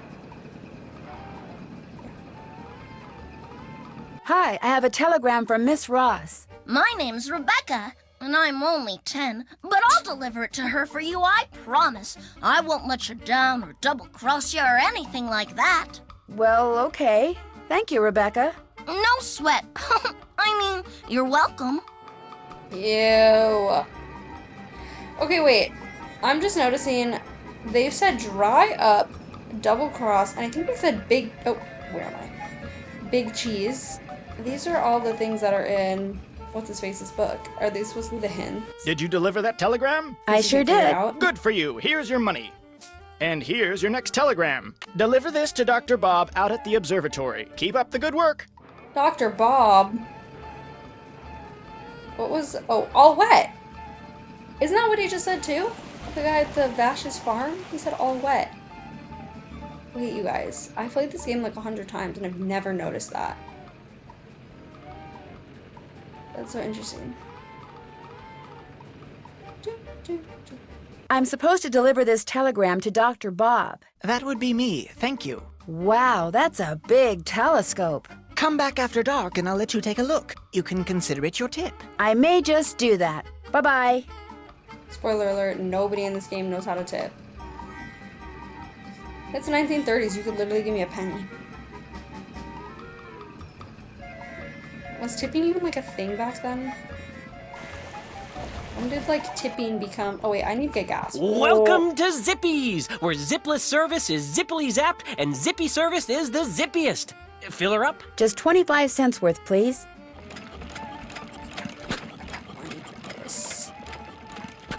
That'll be 25 cents. Here you go. Thank you, miss. Anything else? No, thank you. Drive zippily.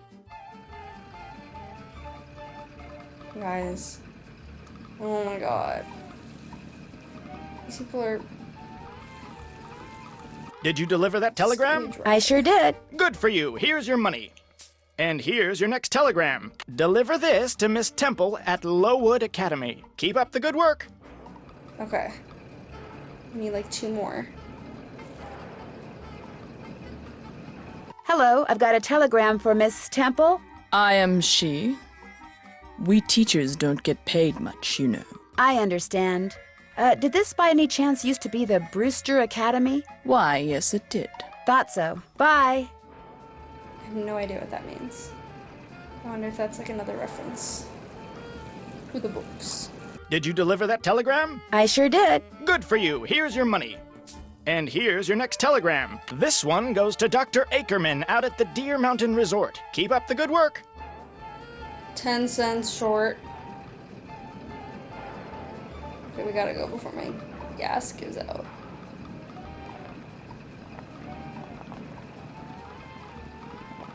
Hello, I'm delivering a telegram to Dr. Ackerman. I shall deliver it to the good doctor forthwith. He rarely tips, and I never do. That's okay. Bye. You just don't have to say anything. Like, that's like if I went to a restaurant and I was just like, I'm not gonna tip you. Did you deliver that telegram? I sure did. Good for you. Here's your money.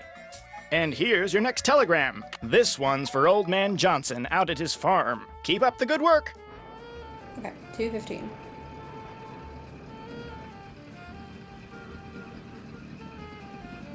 Hello, Mr. Waddell. Are you done making that blank? Have you got my fee? Right here.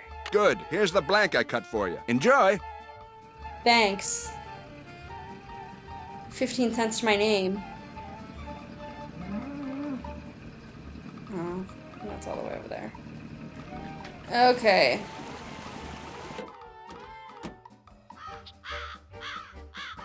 Go all the way back over here. Oh, wait. Yeah, let's go all the way back over here. But we do not have to enter this every time. But we do have to do this. And watch this cutscene again.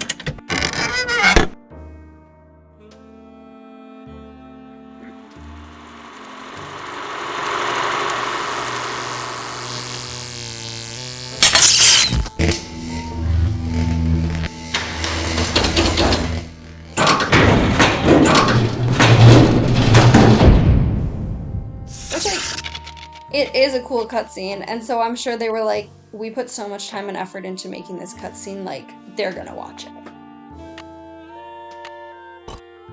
Okay. Looks like Josiah was a ham radio operator. Am I supposed to know this already?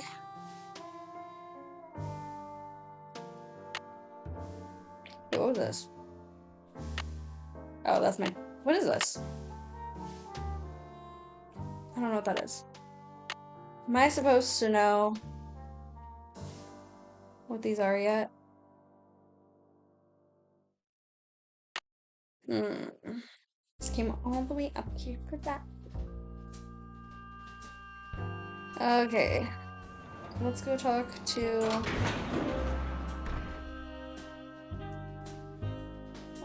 Emily. And see if she has Josiah Crowley's hat. Then we'll talk to Jane on the way down.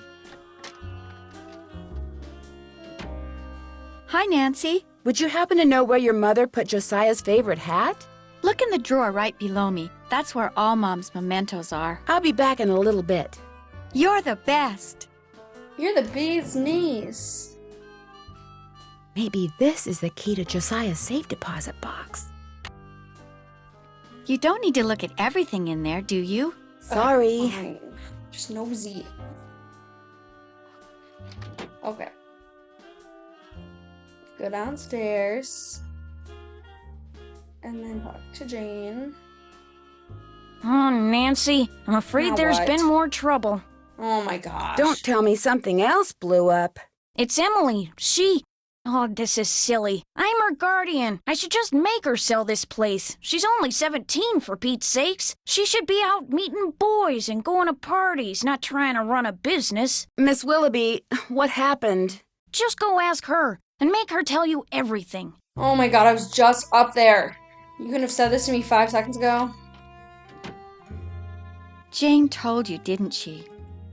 Oh my Not God. really. That picture on the wall over there, I saw it move. I was just sitting here and it moved all by itself. I saw it move, I really did. Last week, a book fell off the shelf for no reason. And before that, I heard these weird noises. And almost every day I hear a voice, like a whisper, coming out of nowhere. Jane thinks it's nerves, but I don't want to talk about this. Did you see Jim Archer? I'm afraid I don't have very good news. The jewelry wasn't insured? No, but I do have some good news, sort of. Shh! Did you hear that? Hear what? Shh! Nothing. I'm going to have to sell the inn, aren't I? You know, it's possible, just possible, that the will that was found was not the will Josiah wrote. You mean he may have left us money after all? No, that's wishful thinking, and I refuse to get my hopes up again because they'll probably just get dashed again. Listen, I feel bad enough that you drove all the way out here for nothing. Maybe you should just go home. Would you mind if I stayed for a while? No, but I really don't feel like being sociable right now. There's nothing for you to do. I'd like to try to figure out what happened to that jewelry. What are you? Some kind of Sam Spade? Well, No, just because I'm I've never Nancy solved a Drew. mystery before doesn't mean I can't. Anyway, there's no harm in trying, right? Who knows? I might turn out to be good at it. Be my guest. I'll be back in a little bit. Thanks again, Nancy. So silly. Little did you know that Nancy is a vampire and she's been living for over 100 years. This is her first case. Okay. So, what did Emily say? Did she tell you about the pictures and the voices? Have you ever seen or heard anything strange around here? No. In fact, this place is so quiet and dull compared to Chicago that it's a wonder I haven't lost my mind. You know what? I'll bet it's me. I'll bet it finally hit Emily that I'm just not Gloria and I never will be, and that running this place is always going to be all up to her. And it was just more than her poor mind could bear. What did the sheriff say when you called him about the stolen jewels? He said since nobody got robbed at gunpoint or anything, coming out here again just didn't seem necessary. Said it sounded to him like the jewelry had just been misplaced. You see, it only felt fair to tell him about Emily's, delicate state of mind. Have you met Richard Topham? Yeah, I've had the displeasure of meeting that quack. You don't think he can help people develop their psychic powers? The only thing he's good at is separating little old ladies and dim-witted rubes from their hard-earned cash. In fact, he came over while they were putting out the fire today, asked me who you were, and I was so frazzled at the time I told him. I don't usually give that crackpot the time of day. Josiah Crowley seemed to think he was legit. Like that circus fella said, there's a sucker born every minute. Me? I think ESP is a lot of J-U-N-K. Does the miniature golf course that's out back belong to the inn? No, that was Josiah Crowley's. Way I hear, he built it himself. Was it open to the public? Nope, it was just his own private little course. Can you imagine? Wish I had money to throw around like that. Well, I'll talk to you later. Bye now.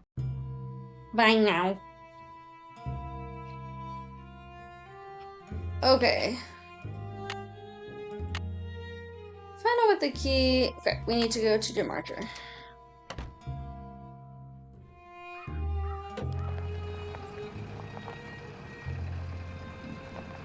Some good ASMR. Fall asleep.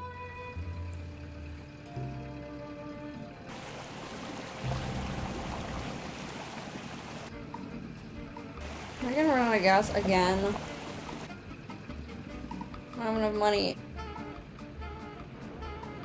Oh, freak. Oh, wait. Where am I supposed to be going? Oh, the bank. Right past it. Oh my god, I'm gonna run out of gas.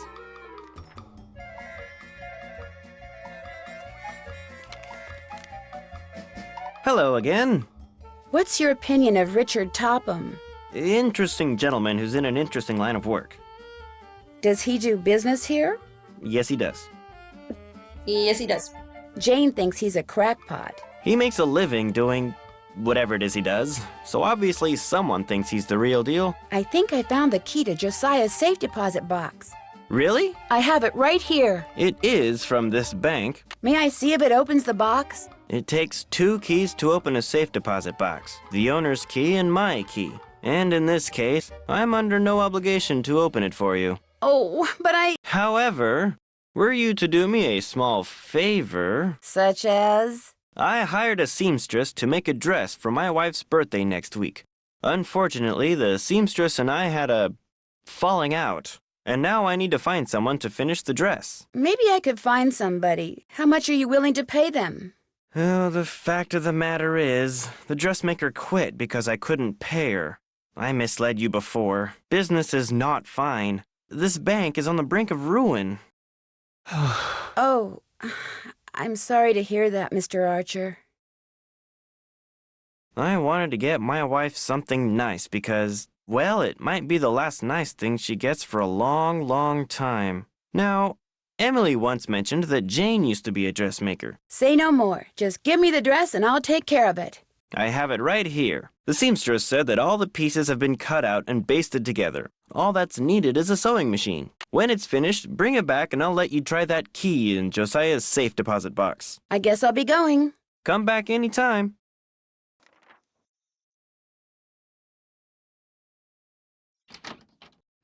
I'm fearful about the gas situation. I don't have enough money to get gas, because I'm pretty sure I have 15 cents. Yeah, and I need 25. So I'm gonna try and do this telegram, but I don't know if we'll make it. Are you Mr. Johnson? Maybe. Who are you? Well, my name's Nancy Drew, and if you are Mr. Johnson, I've got a telegram for you. Well, thank you. Hey, you want a tip? Sure. Buy low, sell high. Thanks, I'll remember that. Taking that with me forever. Go, Nancy, go. Put the pedal to the... Oh! Oh, God. Did you deliver that telegram? I sure did. Good for you. Here's your money. And here's your next telegram. Go to the railroad station and deliver this to Willie Joe. Keep up the good work. Guys, this is not looking good. I don't know if we're gonna make it. I don't know if we're gonna make it. Come on, right there. Welcome to Zippy's, where zipless service is Scary. zippily zapped and zippy service is the zippiest. Fill her up? Just 25 cents worth, please.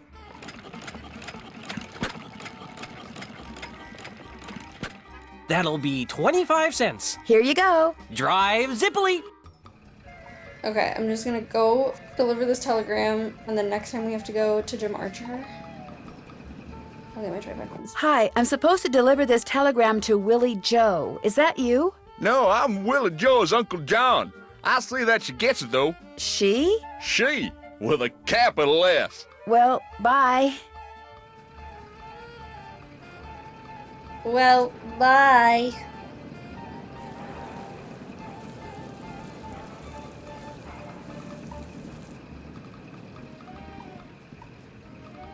Oh my gosh. How do I get out of here? Okay. Let's talk to Jane.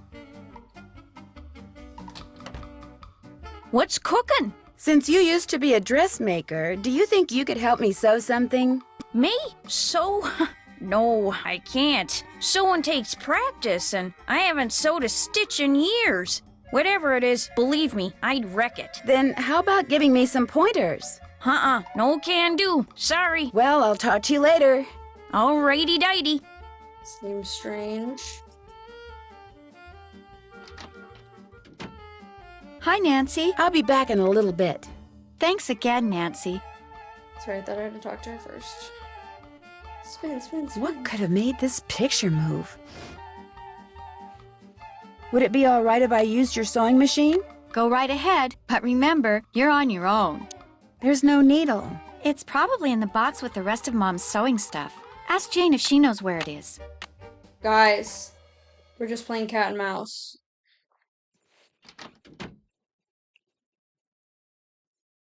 Okay. What's cooking?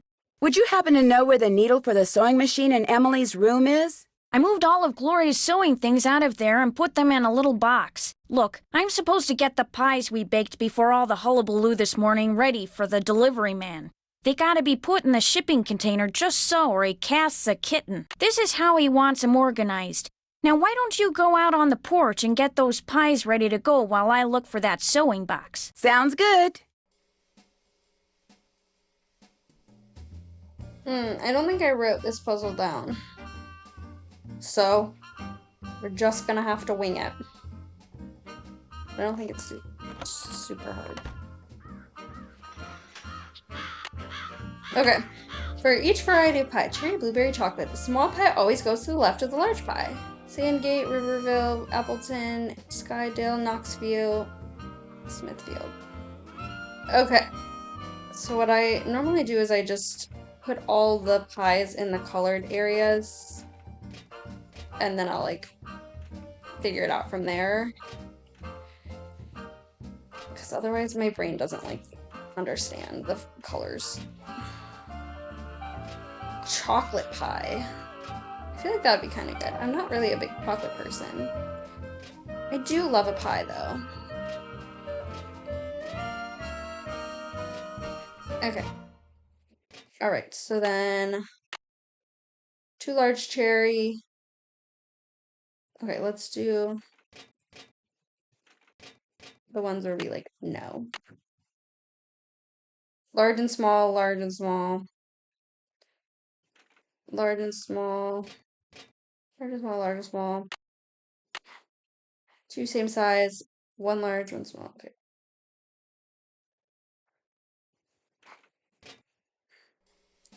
What's this say? 2 same size, 1 cherry. Okay, 2 same size. Is this the one that's 2 same size? I already forgot. Okay. I think this is all right. So 1, 2, 2.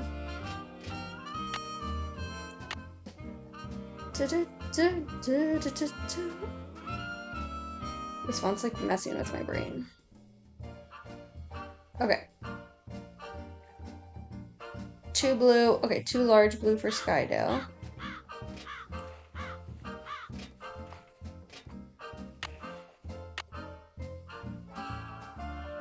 One large blue for Knoxville. 1 blue, 2 small.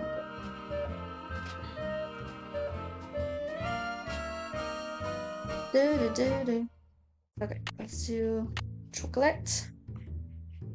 Small, large, small, large.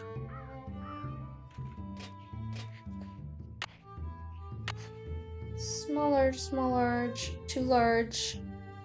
2 large. 2 large. 2 large. 1 chocolate, 2 the same size. There, that should do it. Perfect. She's gone. Can I tell her? It's Snoop. I'll bet those are the 2 brothers that built the inn and Josiah's house. Looks like there might be some kind of tunnel around here. Is that all I find out? Okay. I know where it is.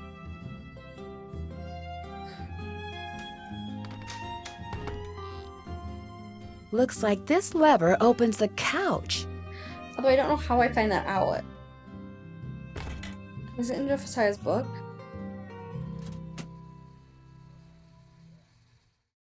From the looks of those lanterns, I'm not the only one who's been down here recently. What's up these stairs? I feel like someone's watching me. Or like you're watching. Jeepers, I'm behind one of the walls in Emily's room. I'll bet that's how someone makes that picture move.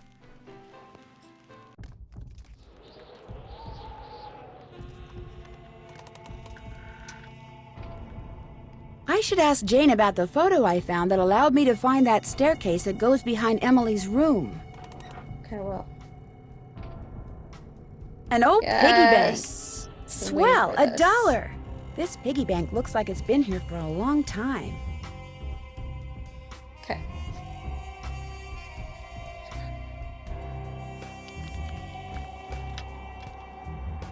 I wonder if those tiles are supposed to make a picture.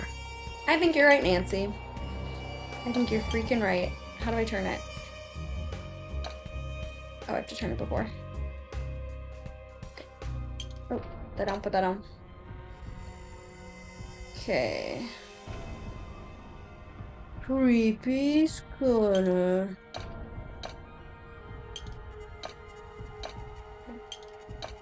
Pull back. Oh, wait, no. Is it creepy? Creepy's corner. Creepy's corner.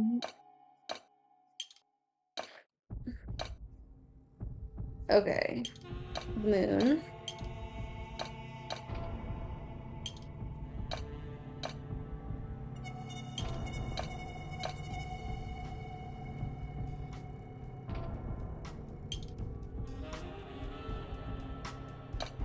Okay, with a question mark. It's like a shoulder, a hand. Let's see. I believe this goes over here. Is that part of it? It's part of a tree. I don't know where this goes yet. Is that right? Okay. Legs. Tombstone.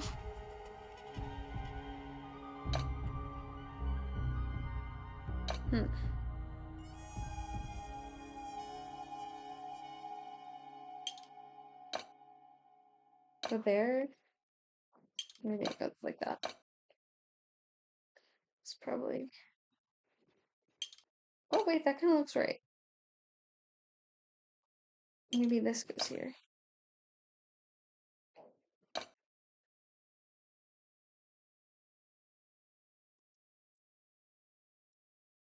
I feel like this goes. It's hard to like see. Oh wait. Okay, that's right. Something's wrong. Do these have to be switched? No.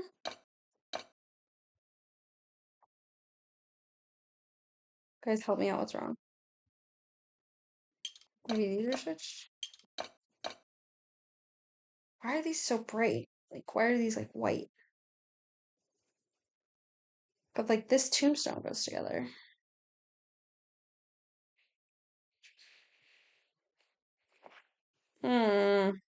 What's wrong?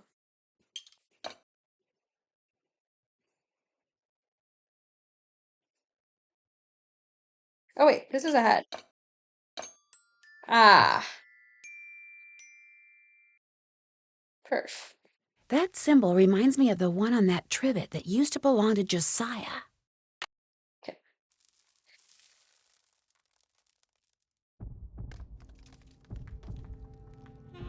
Open thing? No. Guess I better not leave the lights on. Jeepers, that sounds like Richard Topham. This door must open right into his living room. Go, good kitty. I can't go in there now. Mr. Topham will see me. Yeah, I just want to check.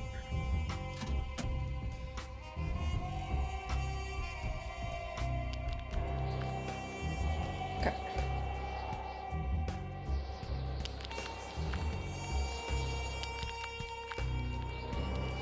Guess I better not leave the lights on. You're so environmentally cautious, Nancy. Love it. Thanks for doing the pies. The more I do it, the worse I seem to get at it. Here's that box. I'm sure that sewing machine needle is in there somewhere. I see it. What can she do? Remember, when it comes to using it, you're on your own, kiddo. I think I know why Emily has been seeing and hearing strange things. Well, I'm all ears. Tell me. I found a secret passageway that goes from the inn to Josiah Crowley's old house. And off of it, I found a staircase that leads to a space behind a wall in Emily's room. That's the staircase that's in this old picture. You mean the noises that Emily's been hearing? The things she's been seeing?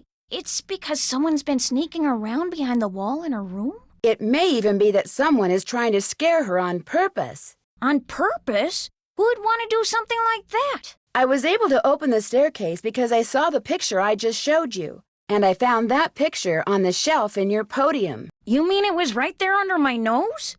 Hold the phone! You think I'm the one who's been sneaking around? Well, I did find the picture right there. But I've never seen it before in my life. Besides, anyone who's ever been behind this desk could have seen that picture. It's hardly fair to go pointing a finger at me. Maybe Emily will know something about it. She went into town to run some errands. At least that's what I told her to do. Heaven knows she could use some fresh air. Well, I'll talk to you later. Alrighty-dighty. All right.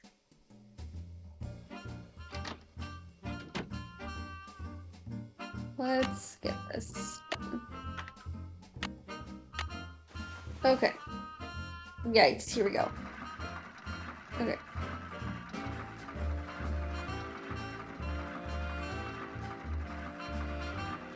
I really have to focus for this one.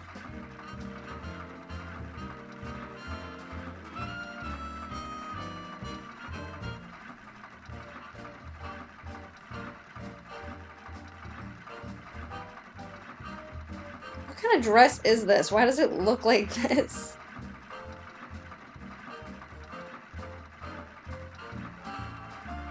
There. Not bad, Miss Drew. First try, baby. Not bad at all. All right. I got a whole $1.15 to my name now, which is great.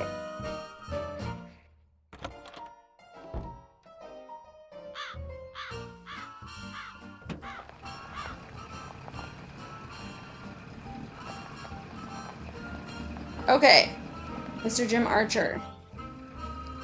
I'm coming to see you.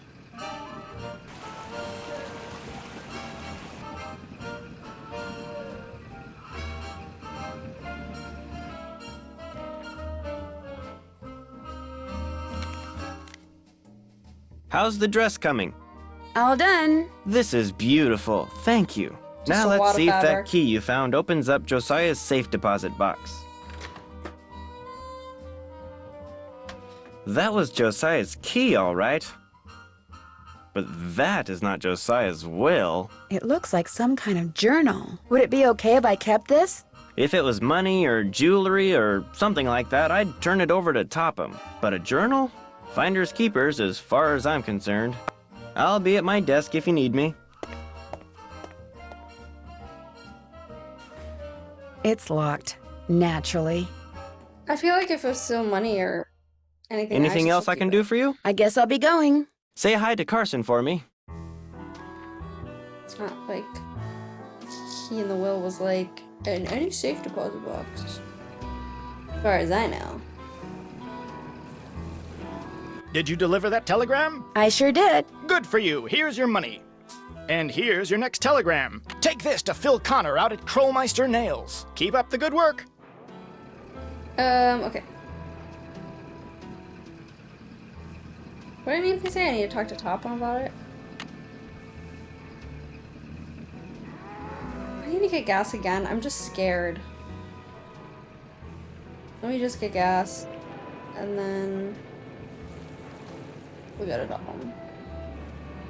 Welcome to Zippy's, where zipless service is zippily zapped and zippy service is the zippiest. Fill her up? Just 75 cents worth, please.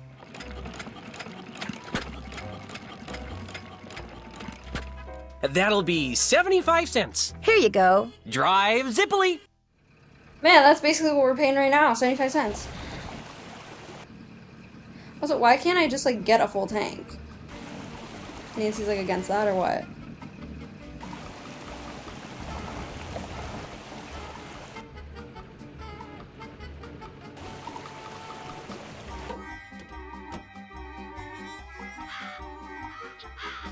Ugh, I also used to love this game growing up because lilacs are my favorite flower. I was like, the lilac and that's so cute. Hello, Miss Drew. Hi, Mr. Topham. Now what? Do you mind if I look around some more? Be my guest. Why did I think that we had to talk to him? Also, let's see what's in this book again.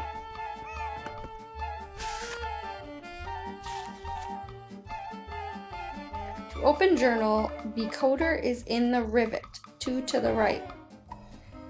Decoder is in the trivet, 2 to the right.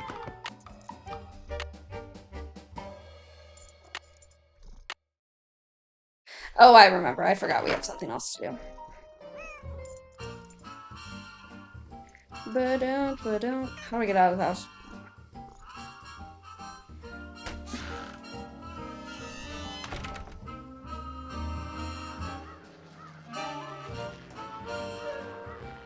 Okay, let's go back up to Emily's room. I want to talk to you. She may be back. Oh, she's still not. Oh wait, we can go in here. Dearest Gloria, if you would do 3 simple things for me, I would very much appreciate it. First, keep this note for me. Tuck it away in a safe place, and should I ever ask to see it, please allow me to do so. Second, don't mention or show this note to anyone else. Third, don't ask me why. I mean this from the bottom, capital B, of my heart. You are a kind lady who sparkles like good water and makes me think that the sky's the limit. Your grateful friend, Josiah. March 19th, 1929. Dear Gloria, sorry it's taken me so long to answer your letter. I'm still a secretary at the bottling plant and business is booming, so I'm busier than ever. In fact, I'm typing this during my lunch break, so please excuse the mustard stains. I still love those bologna sandwiches. Of course I'll take care of Emily if something happens to you. All she has to do is write and I'll come running. But quit worrying about such things. You've got a nice place to live and that sweet little girl to keep you company. You've got it made in the shade. Me, I'm still in the boarding house. It's not the Ritz, but my room is right across the hall from the washroom, and most of the gals here are honest and hardworking and fun, but there are a few bad apples, like this girl named Marion Auburn? Is that Auburn? She dropped in the other day to borrow some bobby pins, so I went to the drawer to get some for her. Only when I turned around, she was going through my purse. She said it had fallen over and she was putting it back, but I know what I saw. Anyway, I sure miss you. I'm investing as much money as I can in the stock market because my boss says it's a surefire way to get rich. So next year, maybe I can take the train out there to see you. Better yet, maybe I'll buy a car. Wouldn't that be the butterfly's boots? Right soon, your friend forever, Jane. Okay, we're gonna put this record on. Oops, can't play this record until I take the other one off. Oh my gosh, if only I could think for myself and do things for myself, Nancy. Okay.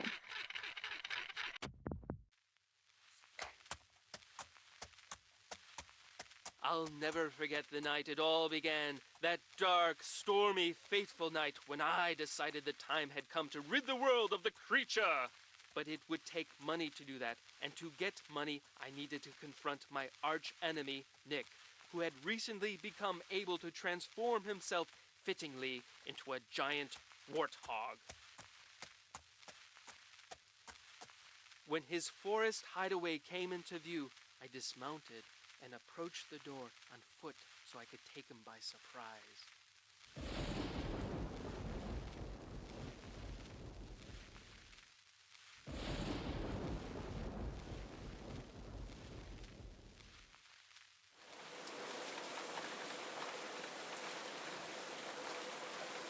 My fear that he would hear me proved groundless, for a terrible storm began to rage, washing away the sound of my footsteps. I peered through the rain-streaked window beside his front door and could see him sitting in front of the fire.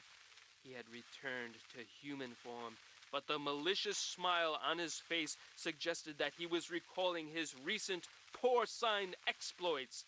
Seeing that the door was unlocked, I hurled it open and marched across the room toward him. "Step away from that bottle of warthog potion," I commanded, "and give me the 20 gold coins you stole from my poor servant." "I'm not going to give you a thing, save, perhaps, a taste of my sword." And with that, he drew his sword. In an instant, I had drawn mine, and so commenced the fiercest sword fight the world had ever known. The storm raging outside paled in comparison to our battle. To my surprise, Nick's experiences as a lower life form seemed to have improved his skill as a swordsman. I feinted, I parried, and yet victory eluded me.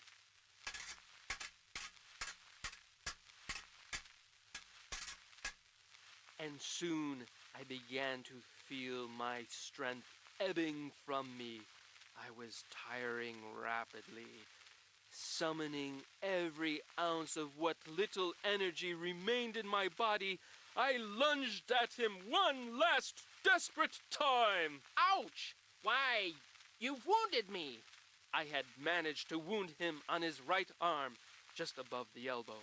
Curse you!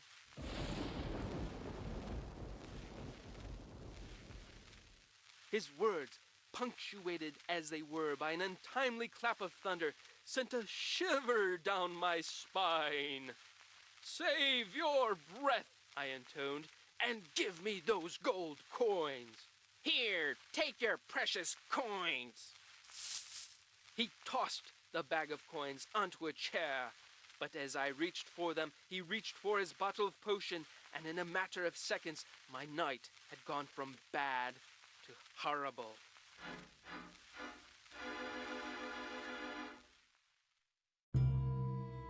I've actually never listened to that full thing, which is really funny, because the only things you really need are the sound effects.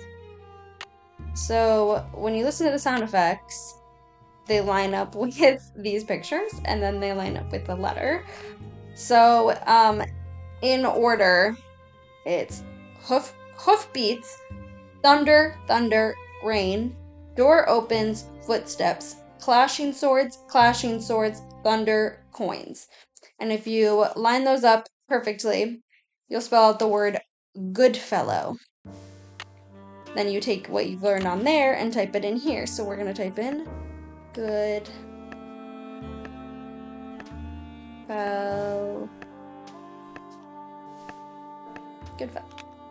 Flute, 7.025 megahertz. Puck!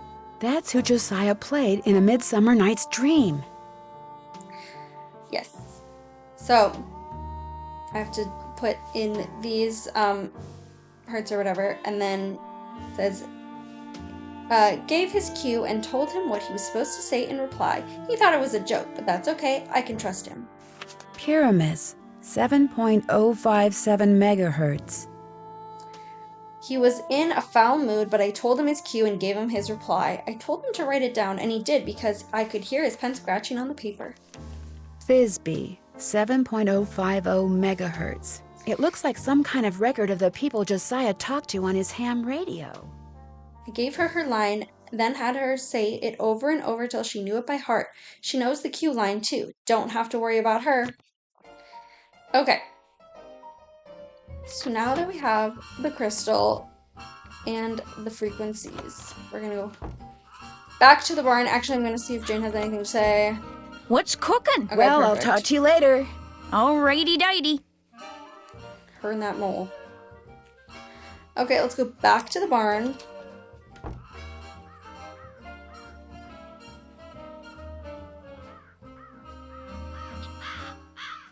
Let's watch this beautiful cutscene once again.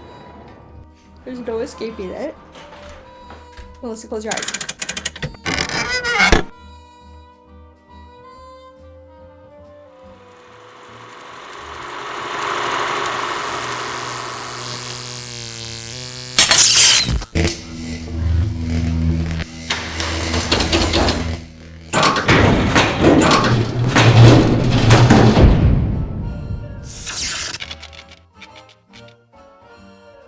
let's go upstairs. Crystal's in there. Okay. Did I write these down? I did because I'm a genius. Okay. 2. We're gonna start with flute. Hello? Is anyone there? Hello? This is Flute, but you sure don't sound like Puck, so explain yourself. My name's Nancy Drew. So where's Puck? Well, I'm pretty sure Puck's real name was Josiah Crowley, and I hate to say it, but he passed away earlier this year. Ah, that's a shame. Heck, I never got to give him his sentence.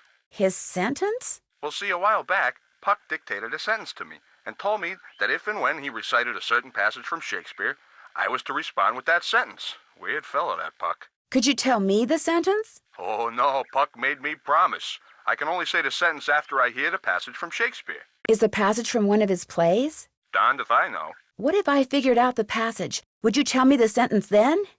I suppose I could do that, yes. Is Flute your real name? No, it's just what Puck insisted on calling me. What'd you say his real name was? Josiah Crowley. Strange. I never heard of him. Why is that strange? He led me to believe he was this big cheese out in Hollywood, you know, some famous producer, director or something. Said he owned his own studio.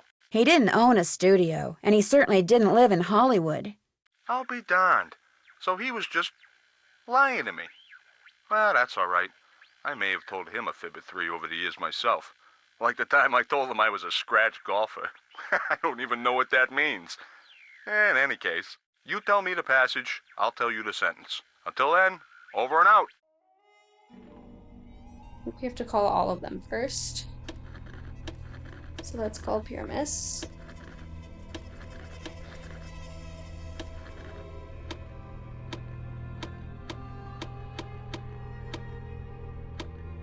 Hello? Is anyone there?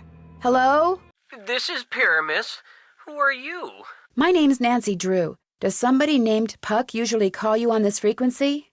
Somebody named Puck used to. Apparently he found something better to do. Haven't talked to him in months. Oh, that's because he passed away not too long ago. Oh, well, that's a good excuse, I guess. How'd you know he called me Pyramus? I'm a friend of his. I found your name and radio frequency in his journal. So why are you talking to me? I was just wondering, did Puck, ever ask you to tell him something in response to a certain passage from Shakespeare? Yeah, whenever he rattled off this stupid Shakespeare quote, I was supposed to rattle off this stupid saying he had me write down. How did you know about that? Because he had other people do that too. Just out of curiosity, what was the stupid saying you were supposed to rattle off? Can't tell you. Gotta hear the Shakespeare first. Puck made me promise. How long have you known Puck? I've been talking to him over the radio for a couple of years. He told me he was just this lonely old rich guy who lived by himself and had a bunch of weird hobbies. In a pig's eye. You didn't believe him? Rich guys don't own ham radio sets. They own radio stations. In their spare time, they drive fast cars and sail around the world and hobnob with other rich guys. They don't shoot the breeze with working stiffs like me. But look, if it made the guy happy to tell me he was rich, fine. No skin off my nose. But he didn't fool me. No siree. Not for a second. Anyways, the missus is calling, which means I gotta skedaddle. Over and out. Funny that all 3 of these people just happen to be on their ham radio at the time that I need it. How perfect. Hello? Is anyone there? Hello? I'm Thisbe, but only Puck calls me that. Who's this? My name's Nancy Drew. I'm afraid I have some bad news about Puck. Oh dear, they closed the play he was starring in, didn't they? That's why I haven't heard from him. He's too far down in the dumps. Oh, I was afraid it was something like that. Actually, you haven't heard from him because he passed away several months ago. Oh my, that's worse, isn't it? And after all that rigmarole he went through, making sure I knew my line and understood my cue? So he gave you a line to say and told you to repeat it only after you heard your cue, which was a passage from Shakespeare. Why, that's exactly what he did. He did the same thing with you, didn't he? How he enjoyed spreading his love of acting. He called himself the Johnny Appleseed of theater. Yes, well, could you tell me the line he gave you to say? I'd be delighted to. Thisbe, are you there? I'm waiting for my cue. But I don't know what that is. Puck was adamant that I not say my line unless and until I hear my cue. Sorry. So Puck told you he was an actor? He told me that acting was his life and that he'd gotten rich and famous doing it. No matter who he was to the rest of the world, that's what he was to me, and that's how I want to remember him. When I think I know what your cue from Shakespeare is, I'll contact you again, okay? Suit yourself. Over and out. All right. Now we must go back to the Lilac Inn. Or wait, maybe actually I need to talk to Topham. Hello, Miss Drew. Hi, Mr. Topham. Now what? Could I see that copy of A Midsummer Night's Dream you have there? Why? Well, you said it was Josiah's favorite play. I'd just like to take a look at it. It's a very old copy. I'd rather it not be handled unnecessarily, lest it fall completely apart. I'm sorry, Miss Drew, but request denied. It was nice talking to you. I'm sure it was. Request denied. Okay. Now let's go back to the Lilac Inn. Click. We're gonna go in the secret passageway. Oh. There we go. All the way down.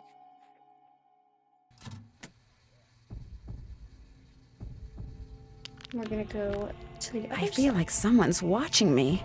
Oh my god. I'm gonna go all the way down and go up the stairs. Guess I better not leave the lights on. I don't hear anybody. Now would be a good time for me to sneak inside and have a quick look at that Shakespeare book. Clear your mind. You gotta find that rat. Think about Where is it this time? Yuri, be quiet. You're disturbing us. Is it over here? Where is it? I can never find it on the second time. Yuri, where is the freaking mouse? Oh wait, there it is.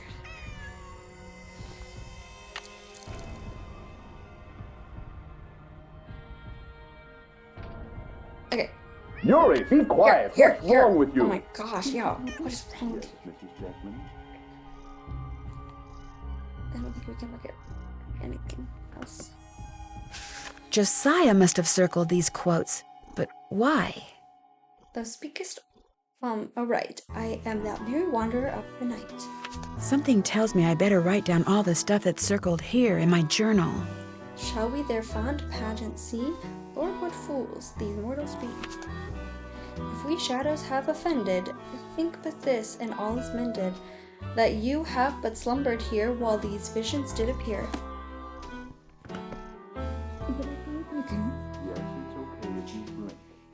I thought I could look at another color, but maybe not. Oh, here we go.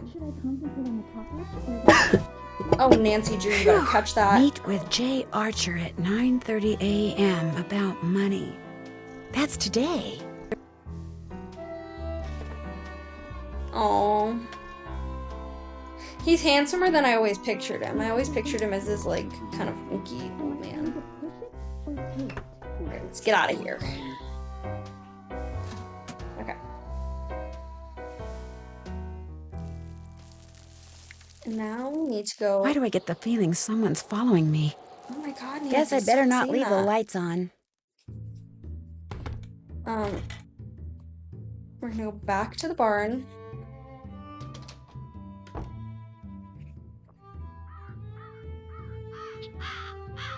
And call our friends again.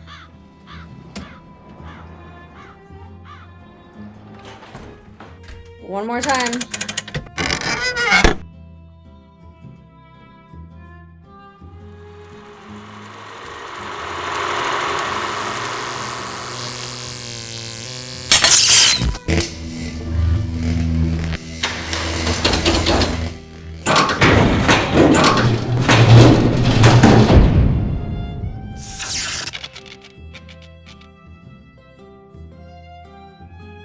Okay, let's call him up.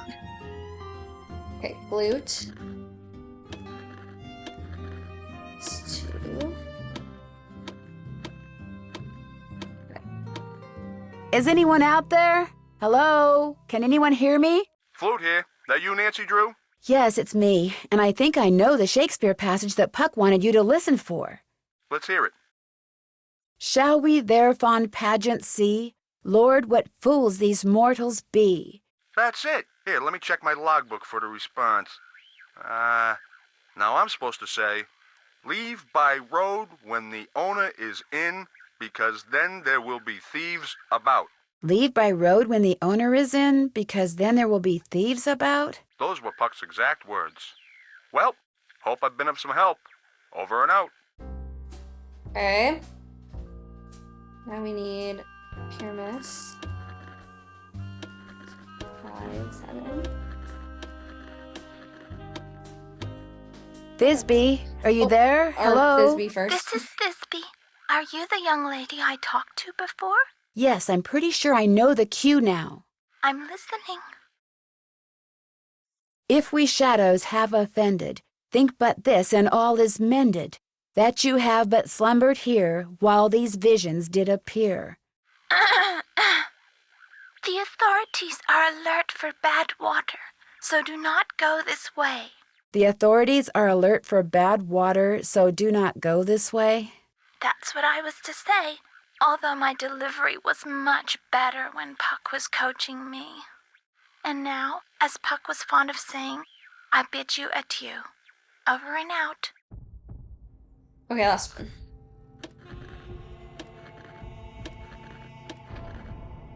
Pyramid.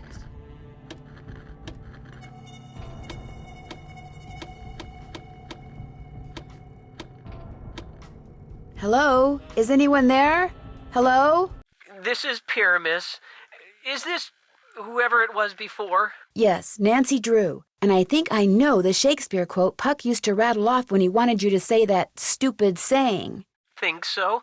Well, let's hear it. Thou speakest aright. I am that merry wanderer of the night. How'd you know? Long story. What did he tell you to say in response? Wait a minute. I had to write it down. Here, you're gonna love this. A barking dog would do well to hold his tongue in a dangerous neighborhood. A barking dog would do well to hold his tongue in a dangerous neighborhood. I told you it was stupid. I really appreciate your help. Just out of curiosity, what kind of car did Puck drive, do you know? I don't think he had a car. And he tried to tell me he was rich. Over and out. Okay, now we go over here. Flute is a character in A Midsummer Night's Dream. And you take those drawings from the newspaper and match them up with their sentences, which I already have, of course. Pyramus is going to be this one,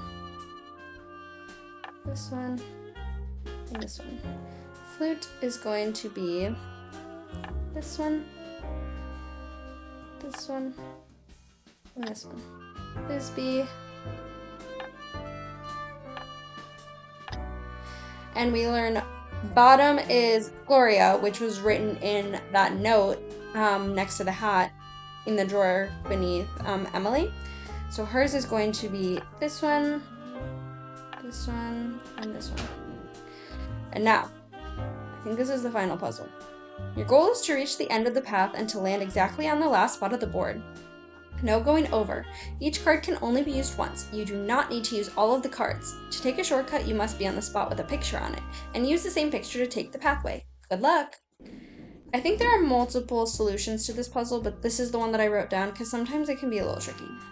Okay, so I'm going to do 9, 6, 5, 1, 10, 7, 4. Okay. Whoa! Whoa!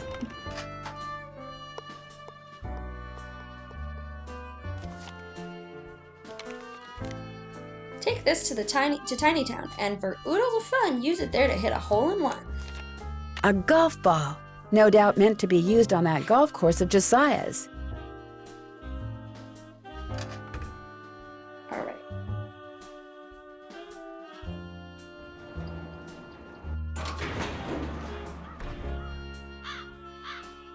I totally lied. That was not the last challenge.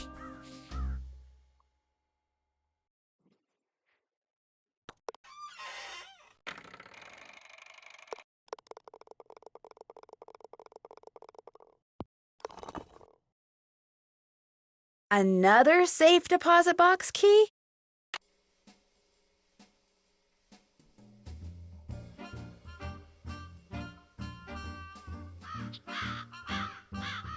Emily, please, just settle down. It's all right.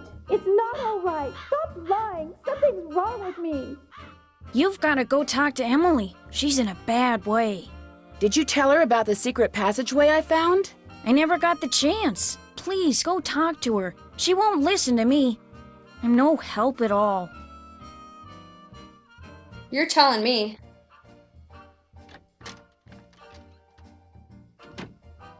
Just go back to River Heights, Nancy. Oh my God. But I think I know where the real will Just go is. back to River Heights. It doesn't matter. I can't run the inn anyway. I'm going to have to sell it. What do you mean? I took a nap after I got back from running errands, and when I woke up, this was in my hand. It's one of the necklaces that I thought had been stolen. I have no idea how it got there. I must do things and not remember. All this responsibility on top of losing Mom. I can't cope with it. I'm having what'd Jane call it? A nervous breakdown. Emily, just listen to me. I don't want to talk anymore. Go home. You're just making things worse. I feel like I'm literally not. I'm not doing literally anything. I've talked to you probably 6 times total in the game, so like, chill. First of all.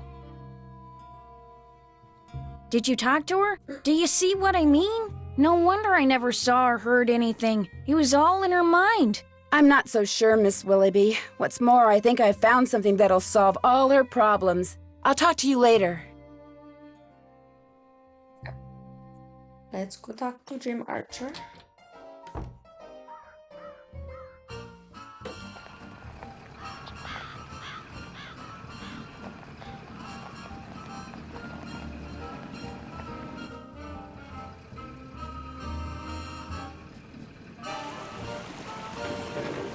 Another safe deposit box key? This is getting out of hand.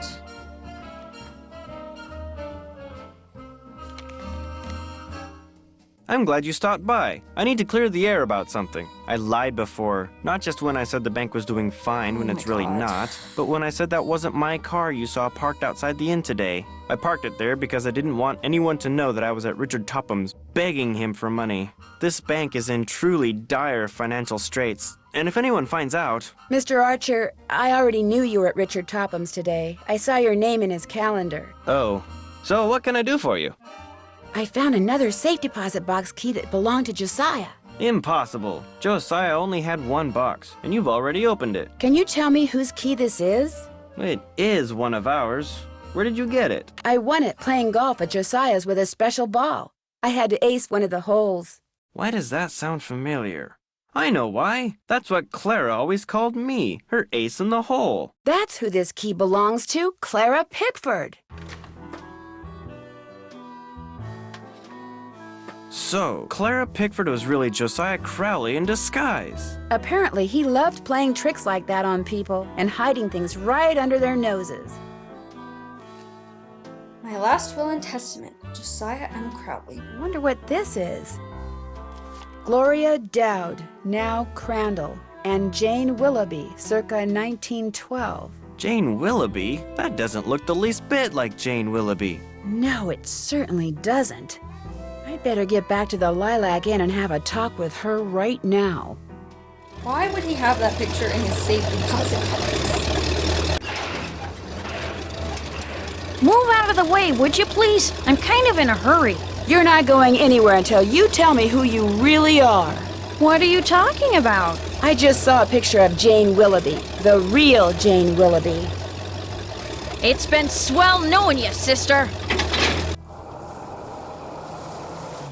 All right, here we go. Lock in. I can't let Jane out of my sight.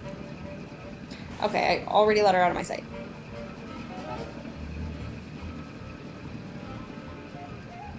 Okay.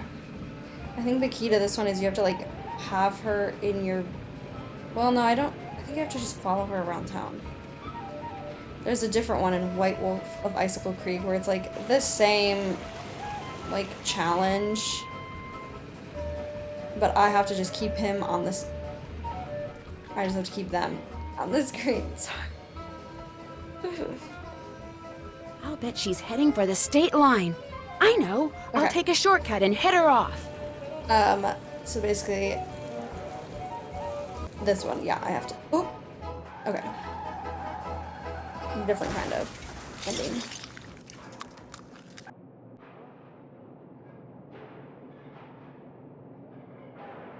Why couldn't you just mind your own business? Dear Ned, I know you'll be home from school in a couple of days, but I couldn't wait to tell you. I just solved a mystery. I figured out that Emily Crandall's guardian was really an imposter named Marion, who intercepted the letter Emily wrote to Jane Willoughby after her mom died. She pretended to be Jane not only so she could steal Emily's valuables, but so she could convince Emily that she was incapable of running Lilac Inn, and that she should sell it and split the money with her. On top of all that, I found Josiah Crowley's real will. In it, he left Emily so much money that she'll be able to hire all the people she needs to keep the inn going.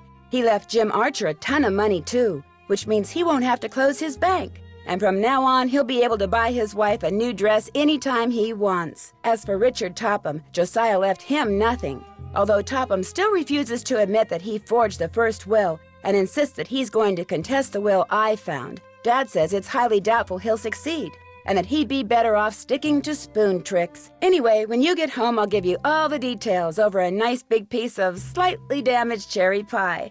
Wait till you hear that part of the story. As always, Nancy. Foiled by the pie she hated. Hey, Sassy the Detective, congratulations on cracking that case. You've been awarded the title of Puzzle Pro for solving puzzles at lightning speed. Yeah, if I had gotten that mini golf puzzle one, that would have been crazy. Great news, I think. See, Frank and Joe Hardy have invited me to help them solve a mystery. Only this mystery takes place on a train. But not just any train. A train that was found abandoned years ago in the middle of nowhere. All of its passengers had simply vanished. Some people say the train is jinxed. Others say it's haunted. I mean, it'll be fun to finally get to work alongside the Hardy boys, but I just hope the trip we're going on doesn't turn out to be, you know, one way.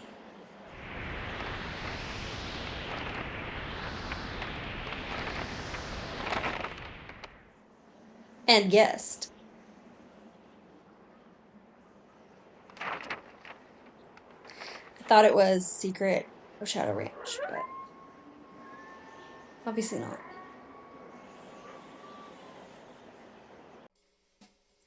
Well, that was super fun. I've been wanting to play that one again for a while.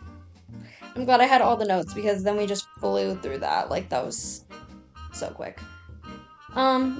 If you stayed to the end of the video, thanks for watching. I love you. Goodbye.